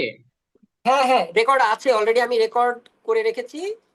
আহ এই যে আমি এখন কোশ্চেন শেয়ার করছি, তোমরা একটু দেখো। এই যে দেখো, জাতীয় বিশ্ববিদ্যালয় আমাদেরকে ইয়ে করেছে, মানে আইসিটির জন্য কি ধরনের কোশ্চেন হতে পারে। যেমন এই যে প্রথম অধ্যায় থেকে দেখো, এই যে এরকম প্রশ্ন আসতে পারে। প্রথম অধ্যায় থেকে একটা সেট 10 নম্বর। দ্বিতীয় অধ্যায় থেকে আমাদের এরকম প্রশ্ন আসতে পারে, দ্বিতীয় অধ্যায় থেকে এরকম একটা সেট। এরপরে তৃতীয় অধ্যায় থেকেও একটা সেট আসতে পারে। চতুর্থ অধ্যায় থেকে আসতে পারে এটা। পঞ্চম অধ্যায় থেকে এটা। পঞ্চম, এটা আসলে পঞ্চম না, এটা হলো সোশ্যাল ইঞ্জিনিয়ারিং, তো এটা হলো আমাদের 6 নাম্বার না 7 নাম্বার অধ্যায় থেকে এখানে, হ্যাঁ এরকম দিয়েছে। ওকে, সম্ভবত এক্সেল থেকে কোনো কোশ্চেন এখানে দেয় নাই, কোশ্চেন প্যাটার্নের ভিতরে এক্সেল এর কোশ্চেন নাই। ওকে, আচ্ছা এই দেখো এখন এইখানে ডাটা অ্যানালিটিক্স নিয়ে হলো কোশ্চেন, ডাটা অ্যানালিটিক্স নিয়ে হলো এতগুলা কোশ্চেন, মানে এক সেট আসতে পারে। এরপরে মেশিন লার্নিং নিয়ে আরো একটা সেট আছে। ওকে, আচ্ছা এরপরে ফ্রিল্যান্সিং থেকে হলো 2 সেট। এইভাবে করে কোশ্চেন দেওয়া। আমি তোমাদেরকে এই কোশ্চেনটা, মানে এটা হলো একটা স্যাম্পল কোশ্চেন আমাদের ইয়ে থেকে দিয়েছে, জাতীয় বিশ্ববিদ্যালয় থেকে। এটা তোমাদের গ্রুপে আমি আপলোড করে দিচ্ছি এখনই, একটু পরেই তোমরা পেয়ে যাবে ইনশাআল্লাহ। এই হলো হলেও বিষয়। গ্রুপে একটু দিন স্যার। হ্যাঁ, তোমাদের পরীক্ষার জি সময় স্যার। কিন্তু 3 ঘন্টা, নম্বর হলো 60। তোমাদের পাস নম্বর হলো এইখানে থিওরিতে হলো 20 পেলে পাস, কিন্তু যদি জাতীয় বিশ্ববিদ্যালয় চায় আরো বেশি নম্বরে পাস, ওকে দিতে পারে, এটা আমি জানি না এখনো পর্যন্ত পাস নম্বরের বিষয়ে। কিন্তু আমার কাছে মনে হয়েছে যে তোমরা যদি এই মেশিন লার্নিং ডাটা অ্যানালিটিক্স পড়ো, 2টা সেট অবশ্যই ইনশাল্লাহ পাবা। আর আরেকটা আছে হলো তোমার সাইবার সিকিউরিটি, এখান থেকে তো অবশ্যই একটা সেট পাবা। আর শুরুর দিকে অর্থাৎ আইসিটির ইন্ট্রোডাকশন আর কম্পিউটার হার্ডওয়্যার এবং অপারেটিং সিস্টেম নিয়ে, অপারেটিং সিস্টেম কিন্তু খুব ক্রিটিক্যাল জিনিস, এটা তোমাদেরকে পড়িয়েছি কিনা কলেজে আমি জানি না। তোমাদেরকে অপারেটিং সিস্টেম টিস্টেম সহ মাইক্রোপ্রসেসর এগুলো সব পড়ানো হয়েছে কিনা জানি না। ওইখান থেকে কিন্তু কোশ্চেন আসবে, তো এখান থেকে একটা সেট আসবে। তো এগুলো সব আমরা পড়িয়ে দিব তোমাদেরকে, কোনো টেনশন নাই। তোমাদেরকে কোশ্চেন প্যাটার্ন আমি আপলোড করে দিচ্ছি, ঠিক আছে? আর কোনো কোশ্চেন আছে কারো? স্যার 3 মার্কের জন্য কতটুকু লিখতে হবে আর 4 মার্কের জন্য কতটুকু লিখতে হবে, এটা অনেক সময় কনফিউজিং লাগে। কনফিউজিং লাগে। আচ্ছা আমি যেটা তোমাদেরকে সাজেস্ট করব সেটা হলো, তোমরা যখন পুরো বইটার হলো প্রিপারেশন নিয়ে নিবা, তখন 4 নম্বর ইভেন কোনো কোনো প্রশ্নে কিন্তু এই যে দেখো 5 নম্বরও থাকবে। 5, খেয়াল করছো? এই যে ডাটা অ্যানালিটিক্স এর মৌলিক ধাপগুলো ব্যাখ্যা করো, এটা কোশ্চেন, তো এটা তো আর এখন আসে নাই পরীক্ষা, এটা জাস্ট একটা স্যাম্পল কোশ্চেন। নম্বর কত থাকতে পারে? 5। যখন 5 নম্বর থাকবে তখন তোমরা চেষ্টা করবা বাম পাশের পাতা থেকে যদি শুরু করো, তাহলে ডান পাশের পাতায় যে শেষ করার, মানে চেষ্টা করবা এই পাতা ওই পাতা, ঠিক আছে? এই 2 পাতা, এটা হলো 5 নম্বর। আর যদি 3 নম্বর থাকে তাহলে 1 পাতা। আর 1 নম্বর থাকলে তো 1 লাইন বা 2 লাইন লেখা, 2 নম্বর থাকলেও এরকম 2-4 লাইন। আমি কি বোঝাতে পেরেছি তোমাদেরকে? জি জি স্যার বুঝেছি। এখন কথা হলো, তুমি বলতে পারো যে স্যার সব প্রশ্নের উত্তর তো একরকম না, কিছু কিছু প্রশ্ন এই যে এই বাম পাশ থেকে শুরু করে ডান পাশে না, ওর পরে আরো 2-1 পাতা লাগতে পারে। লাগুক, কোনো সমস্যা নাই। যদি প্রশ্নে আমার টপিক বেশি থাকে, ওকে, তাহলে আমি এখন কি করব? তাহলে আমাকে একটু বেশি করে লিখতে হবে, এটা তো স্বাভাবিক, আমার একটু জায়গা বেশি লাগবে। কিন্তু ইন জেনারেল আমরা চেষ্টা করব 5 নম্বরের জন্য বাম পাশ থেকে শুরু করে ডান পাশ, অর্থাৎ মানে 2টা পৃষ্ঠা যেন আমরা কমপ্লিট করতে পারি 5 নম্বর। আর 3 নম্বরে আমার এক পৃষ্ঠা অবশ্যই আমি সুন্দর করে লিখবো। এই জন্যই তো আমি বলি তোমরা থিওরি বেশি না লিখে থিওরির সাথে সাথে এই চিত্রের মাধ্যমে হলো প্রকাশ করা শেখো। আইসিটিতে দেখবে একেবারে 100% নম্বর পাবা তোমরা, 60 আউট অফ 60 পেতে পারো অনেকে। জাস্ট যদি, যেহেতু বেশিরভাগই থিওরিটিক্যাল, যদি তুমি চিত্রের মাধ্যমে হলো প্রকাশ করা করো, ঠিক আছে? আর কারো কোনো 5 কোশ্চেন? মার্কের প্রশ্ন মাত্র 2 পেজ লিখলেই হবে? আইসিটি খাতা তো আমরা দেখবো, আর আমরা পছন্দ করি না, মানে তুমি যদি মানে এরকম চিন্তা করো যে 5 নম্বরের প্রশ্ন, ওকে আমি একটা গরু রচনা লিখে দিই, আমার ইম্পর্টেন্ট কোনো কিছু না লিখে আমি নিজের মন গড়া বাণী লিখে দিলাম, তুমি 2 পাতা কেন 10 পাতা লিখলেও আমি নম্বর 2 এর উপরে দিব না, বুঝেছো? আবার তুমি ওই 2 পাতা লিখে তুমি চিত্রের মাধ্যমে সুন্দর করে, তুমি সব জানো, তুমি সুন্দর করে উপস্থাপন করেছো, তুমি 5-এ 5ই পাবা। বুঝতে পেরেছো? আচ্ছা, ইম্পর্টেন্ট টুকু লিখলেই হবে, যত ছোটই হোক তাহলে। ছোট তো 5 নম্বরের প্রশ্ন তো ইন জেনারেল ছোট হবে না, কিন্তু আইসিটি তো আসলে আহ, মানে বিষয়টা বুঝো, তোমরা ইঞ্জিনিয়ারিং একটা পড়াশোনা, সেটা তোমাদেরকে কম্পালসারি করেছে তোমাদের সব ডিপার্টমেন্টের জন্য। তোমাদের অন্যান্য ডিপার্টমেন্টের সাথে কিন্তু আমাদের ইঞ্জিনিয়ারিং এর পড়াশোনা আসলে মেলে না। আমরা যারা কম্পিউটার ইঞ্জিনিয়ার, আমি কিন্তু রাজশাহী বিশ্ববিদ্যালয় থেকে computer science and engineering complete করেছি গ্রাজুয়েশন। তো আমরা যারা কম্পিউটার ইঞ্জিনিয়ার বিসিএস ক্যাডার হয়েছি, তো আমরা কিন্তু মানে আমাদের যে প্রশ্ন টু দা পয়েন্টে আমরা লেখার চেষ্টা করেছি সবসময়, এবং লিখে লিখে আমরা এই পর্যন্ত চলে আসছি। কিন্তু দেখা যায় যে বাংলা ডিপার্টমেন্টে যারা আছে তাদের কিন্তু অনেক বেশি লেখা লাগে। এখন তুমি বাংলার সাথে কিন্তু তুমি আইসিটি মিলাতে পারবে না। ওকে, আবার আরেকটা বিষয় আছে, তোমাকে প্রশ্ন দিয়েছে কি, তোমাকে প্রশ্ন দিয়েছে আইসিটি পেশাগত জীবনে কি প্রভাব ফেলে ব্যাখ্যা করো। এইটা কিন্তু তুমি চাইলে বাংলা রচনার মতো লিখে দিতে পারো, এরকম টাইপের প্রশ্নের উত্তর। ওকে, কিন্তু কম্পিউটার হার্ডওয়্যারের শ্রেণীবিন্যাস করে এবং প্রতিটি দুটি করে উদাহরণ দাও, এইখানে তুমি যদি বাংলার মতো করে রচনা লেখো তাহলে কি হবে? তোমাকে শ্রেণীবিন্যাস করতে বলছে, হার্ডওয়্যারের শ্রেণীবিন্যাস কিভাবে করতে হবে লিখবা, দুটা করে উদাহরণ দিবা, এই হলো তোমার প্রশ্ন, প্রশ্ন এবং উত্তর। বোঝা গেছে? তাহলে আমরা ধীরে ধীরে হলো সব শিখবো ইনশাআল্লাহ, কোনো অসুবিধা নাই। তোমরা গাইডে জাস্ট আইসিটি প্রশ্ন, ভূমিকা এন্ড কয়েকটা টপিকস, তারপরে উপসংহার এইভাবে দেওয়া আছে কেন সব? কোথায়? বিভিন্ন গাইডে দেখলাম আইসিটি কোশ্চেন গুলোর উত্তর, ভূমিকা, তারপরে কিছু প্যারা, তারপরে উপসংহার, এইভাবে এরকম কি লিখতে হবে? লেখার সিস্টেমই আসলে এইটা, তোমাকে কোনো একটা টপিক দিলে সেই টপিকের সম্পর্কে একটু লিখে নিতে হয় 2-1 লাইন। এটা আমরা যখন বিসিএস এর রিটেন পরীক্ষা দিয়েছি, আমরা রিটেনে ওইভাবে করে লিখেছি, মানে যে প্রশ্নই থাকুক তার শুরুতে একটু ভূমিকা লিখে নিয়েছি, তারপরে ওর বিস্তারিত লিখে শেষে উপসংহার হিসেবে 1 লাইন বা 2 লাইন বা 3 লাইন এভাবে করে লিখে দিয়েছি উপসংহার, স্যার তাহলে নিজের মতো করে। এখন ভূমিকা কথা দিলে হলো, কিছু লাইন লিখতে এখন হবে, কথা জি হলো স্যার, তারপরে আমি তোমার প্রশ্ন বুঝতে হবে। তোমার প্রশ্ন হলো ডেটা অ্যানালিটিক্স এর মৌলিক ধাপগুলো ব্যাখ্যা করো। ওকে, জি তোমাকে কি করতে হবে, ডেটা অ্যানালিটিক্স এর মৌলিক ধাপ ব্যাখ্যা করবা। তাহলে তুমি শুরুতে ডেটা অ্যানালিটিক্স সম্পর্কে একটু সংজ্ঞা লিখে নিতে পারো, অথবা ডেটা অ্যানালিটিক্স কোথায় ব্যবহার হয় সেই সম্পর্কে একটু লিখে নিতে পারো, এটা তোমার ব্যাপার। তুমি যদি এটা না লিখে সরাসরি শুরু করো ডেটা অ্যানালিটিক্স এর মৌলিক ধাপগুলো এবার চিত্রের মাধ্যমে প্রকাশ করছো, তুমি তো না এক্সেলেন্ট স্যার, লিখবে না। ওটা তো প্রশ্নটা হলো এক্সেলেন্ট। ভূমিকা, ভূমিকা কি লিখবো না এমনি কিছু দু একটা তোমার লাইন তোমার লিখবো? যদি মনে হয় যে তুমি এইটার ভূমিকা লিখতে পারবা, বা একটা তুমি এই সম্পর্কে জানো, মেশিন লার্নিং সম্পর্কে জানো, ওকে মেশিন লার্নিং এর বিভিন্ন কিছু ব্যাখ্যা করতে বলছে, এই যে ধরন ব্যাখ্যা করতে বলছে, ওকে তুমি মেশিন লার্নিং এর ভূমিকা লিখবা, ওকে লেখো, কোনো অসুবিধা নাই। কিন্তু যখন জি তোমাকে টু দা স্যার। পয়েন্টে প্রশ্ন করবে তুমি টু দা পয়েন্টে উত্তর করার চেষ্টা করবা, ঠিক আছে? স্যার চেষ্টা করবে প্রথমে চিত্রের মাধ্যমে। দুটি বলো। স্যার প্রথমে 2-3 লাইন লিখে এবং লাস্টে 2-3 লাইন লিখে যদি ভূমিকা আর উপসংহার ওয়ার্ডটা ইউজ না করি তাহলে কি কোনো সমস্যা হবে? মানে প্রথমে অবশ্যই আমি ইউজ 2-3 করা লাইন। যাবে না, ভূমিকা এবং উপসংহার ওয়ার্ড ইউজ করবে না কখনো। তুমি কি জি জি স্যার, করবে, স্যার, এটাই বলছি। তুমি কি করবে, একটু ফাঁকা দিয়ে নিবা, সেটাই ভূমিকা লেখার বলতেছি জন্য তো স্যার, একটা যে একটা জায়গা লাগে তাই না, ওই জায়গাটুকু ফাঁকা রেখে তারপরে লেখা শুরু করলে। ওকে, জি স্যার, জি স্যার আমি সব সেটাই পরীক্ষায় বলতেছি এরকম যে লিখি। ওইগুলো শব্দ যদি না ব্যবহার করি তাহলে কি ভালো হবে, এটাই জিজ্ঞেস করছিলাম। ওই শব্দ ভূমিকা উপসংহার এই শব্দগুলা তুমি ব্যবহার করো না। কিন্তু তুমি যদি চাও যে কোনো থিওরিটিক্যাল লেখা, ওকে, থিওরি থিওরি মানে কি বুঝতে পারছো, মানে অনেক রচনার মতো জি স্যার। লিখতে হবে, সেক্ষেত্রে তুমি হ্যাঁ একটু স্যার। ভূমিকা উপসংহার লিখতে পারো, ঠিক আছে। কিন্তু তোমাকে একেবারে টু দা পয়েন্টে প্রশ্ন করেছে, তাহলে তোমাকে টু দা পয়েন্টে অ্যান্সার লিখতে হবে। যেমন এইখানে একটা প্রশ্ন আছে, আধুনিক সমাজে ডেটা অ্যানালিটিক্স, এআই এবং মেশিন লার্নিং ব্যবহারের দুটি উপকারিতা ও দুটি চ্যালেঞ্জ ব্যাখ্যা করো। এখন তুমি এখানে কি ভূমিকার উপসংহার লিখবা? না, সেটা তো তোমাকে তো লেখা বলাই যায় না। হয়েছে দুইটা উপকার লেখো, ওকে, তুমি লিখে দাও ডেটা অ্যানালিটিক্স এর দুইটা উপকার, মেশিন লার্নিং এর দুইটা উপকার, আর্টিফিশিয়াল ইন্টেলিজেন্স এর দুইটা উপকার, এরপরে এদের চ্যালেঞ্জ, দুইটা দুইটা দুইটা করে লিখে দিলাম, ব্যাস, তুমি তো 2-2 পাবাই, অবশ্যই পাবা তুমি। বুঝা গেছে? জি স্যার। ওকে, আর কোনো কোশ্চেন আছে কিনা? স্যার বিগত আমাদের বোর্ড প্রশ্ন থেকে কি কমন পড়বে? হ্যাঁ বলো বাবা, কি হয়েছে? স্যার বিগত বোর্ড প্রশ্ন থেকে কি কমন আসে? দুঃখের বিষয় হলো তোমাদের বিগত বছর নামে কোনো কিছু নাই, বিগত বছর নামে কোনো কিছু নাই, তোমরাই ফার্স্ট ব্যাচ, তোমাদের পরীক্ষা দিয়েই হলো শুরু। এবং আমরাও সৌভাগ্যবান যে আমরা জয়েন করার পরে তোমাদেরকে ফার্স্ট ব্যাচ হিসেবে পেয়েছি। আমরা কোশ্চেন করব, আমরা খাতা দেখবো, ইনশাআল্লাহ আমরাই পড়াবো বিভিন্ন কলেজে। মানে এটাও একটা, মানে আমাদের জন্য সৌভাগ্য, তোমাদের জন্য সৌভাগ্য যে অন্তত আইসিটি টিচার তো আছে বিভিন্ন কলেজে, অন্তত একজন করে হলেও তো আইসিটি টিচার আছে, এটাও একটা পজিটিভ দিক, যদিও স্যার আমাদের সবাই ক্লাস নেয় না। হ্যাঁ বলো। স্যার আমাদের যে অষ্টম অধ্যায়ে যে ইম্পর্টেন্ট কোশ্চেন গুলা দিবেন, তো ইম্পর্টেন্ট কোশ্চেনের পাশে যদি কোনটা কত মার্কের হতে পারে সেটা যদি একটু বলে দিতেন কিংবা লিখে দিতেন ভালো হতো। ওকে ওকে, দিব দিব ইনশাল্লাহ, ঠিক আছে, দিব। স্যার হ্যাঁ, আজকের সংজ্ঞাগুলো স্যার হোয়াটসঅ্যাপ গ্রুপে দিয়ে দিন স্যার। আচ্ছা আমি চেষ্টা করবো ইনশাআল্লাহ। আর আমি এখনই স্লাইডটা আপলোড করে দিচ্ছি তোমাদেরকে, তোমরা একটু স্লাইডটা পড়া শুরু করো। মানে কাজ তো অনেকগুলা, আমি তো একটা একটা করে হলো আপলোড করবো তোমাদের গ্রুপে, হ্যাঁ। স্যার হোয়াটসঅ্যাপ গ্রুপে স্লাইড গুলো তাহলে আপলোড যদি করে দেন স্যার। ওকে ওকে, ঠিক আছে। জি স্যার, আচ্ছা ওয়েবসাইটে সব স্যার সময় ঢোকা বইয়ের হয় না, হোয়াটসঅ্যাপে কতটুকু সব সময় পড়বো? ঢোকা হয়। আচ্ছা, একজন একজন হলো একটা ওয়েবসাইটে মেসেজ একটু দিয়েছো, প্রবলেম হয় স্যার।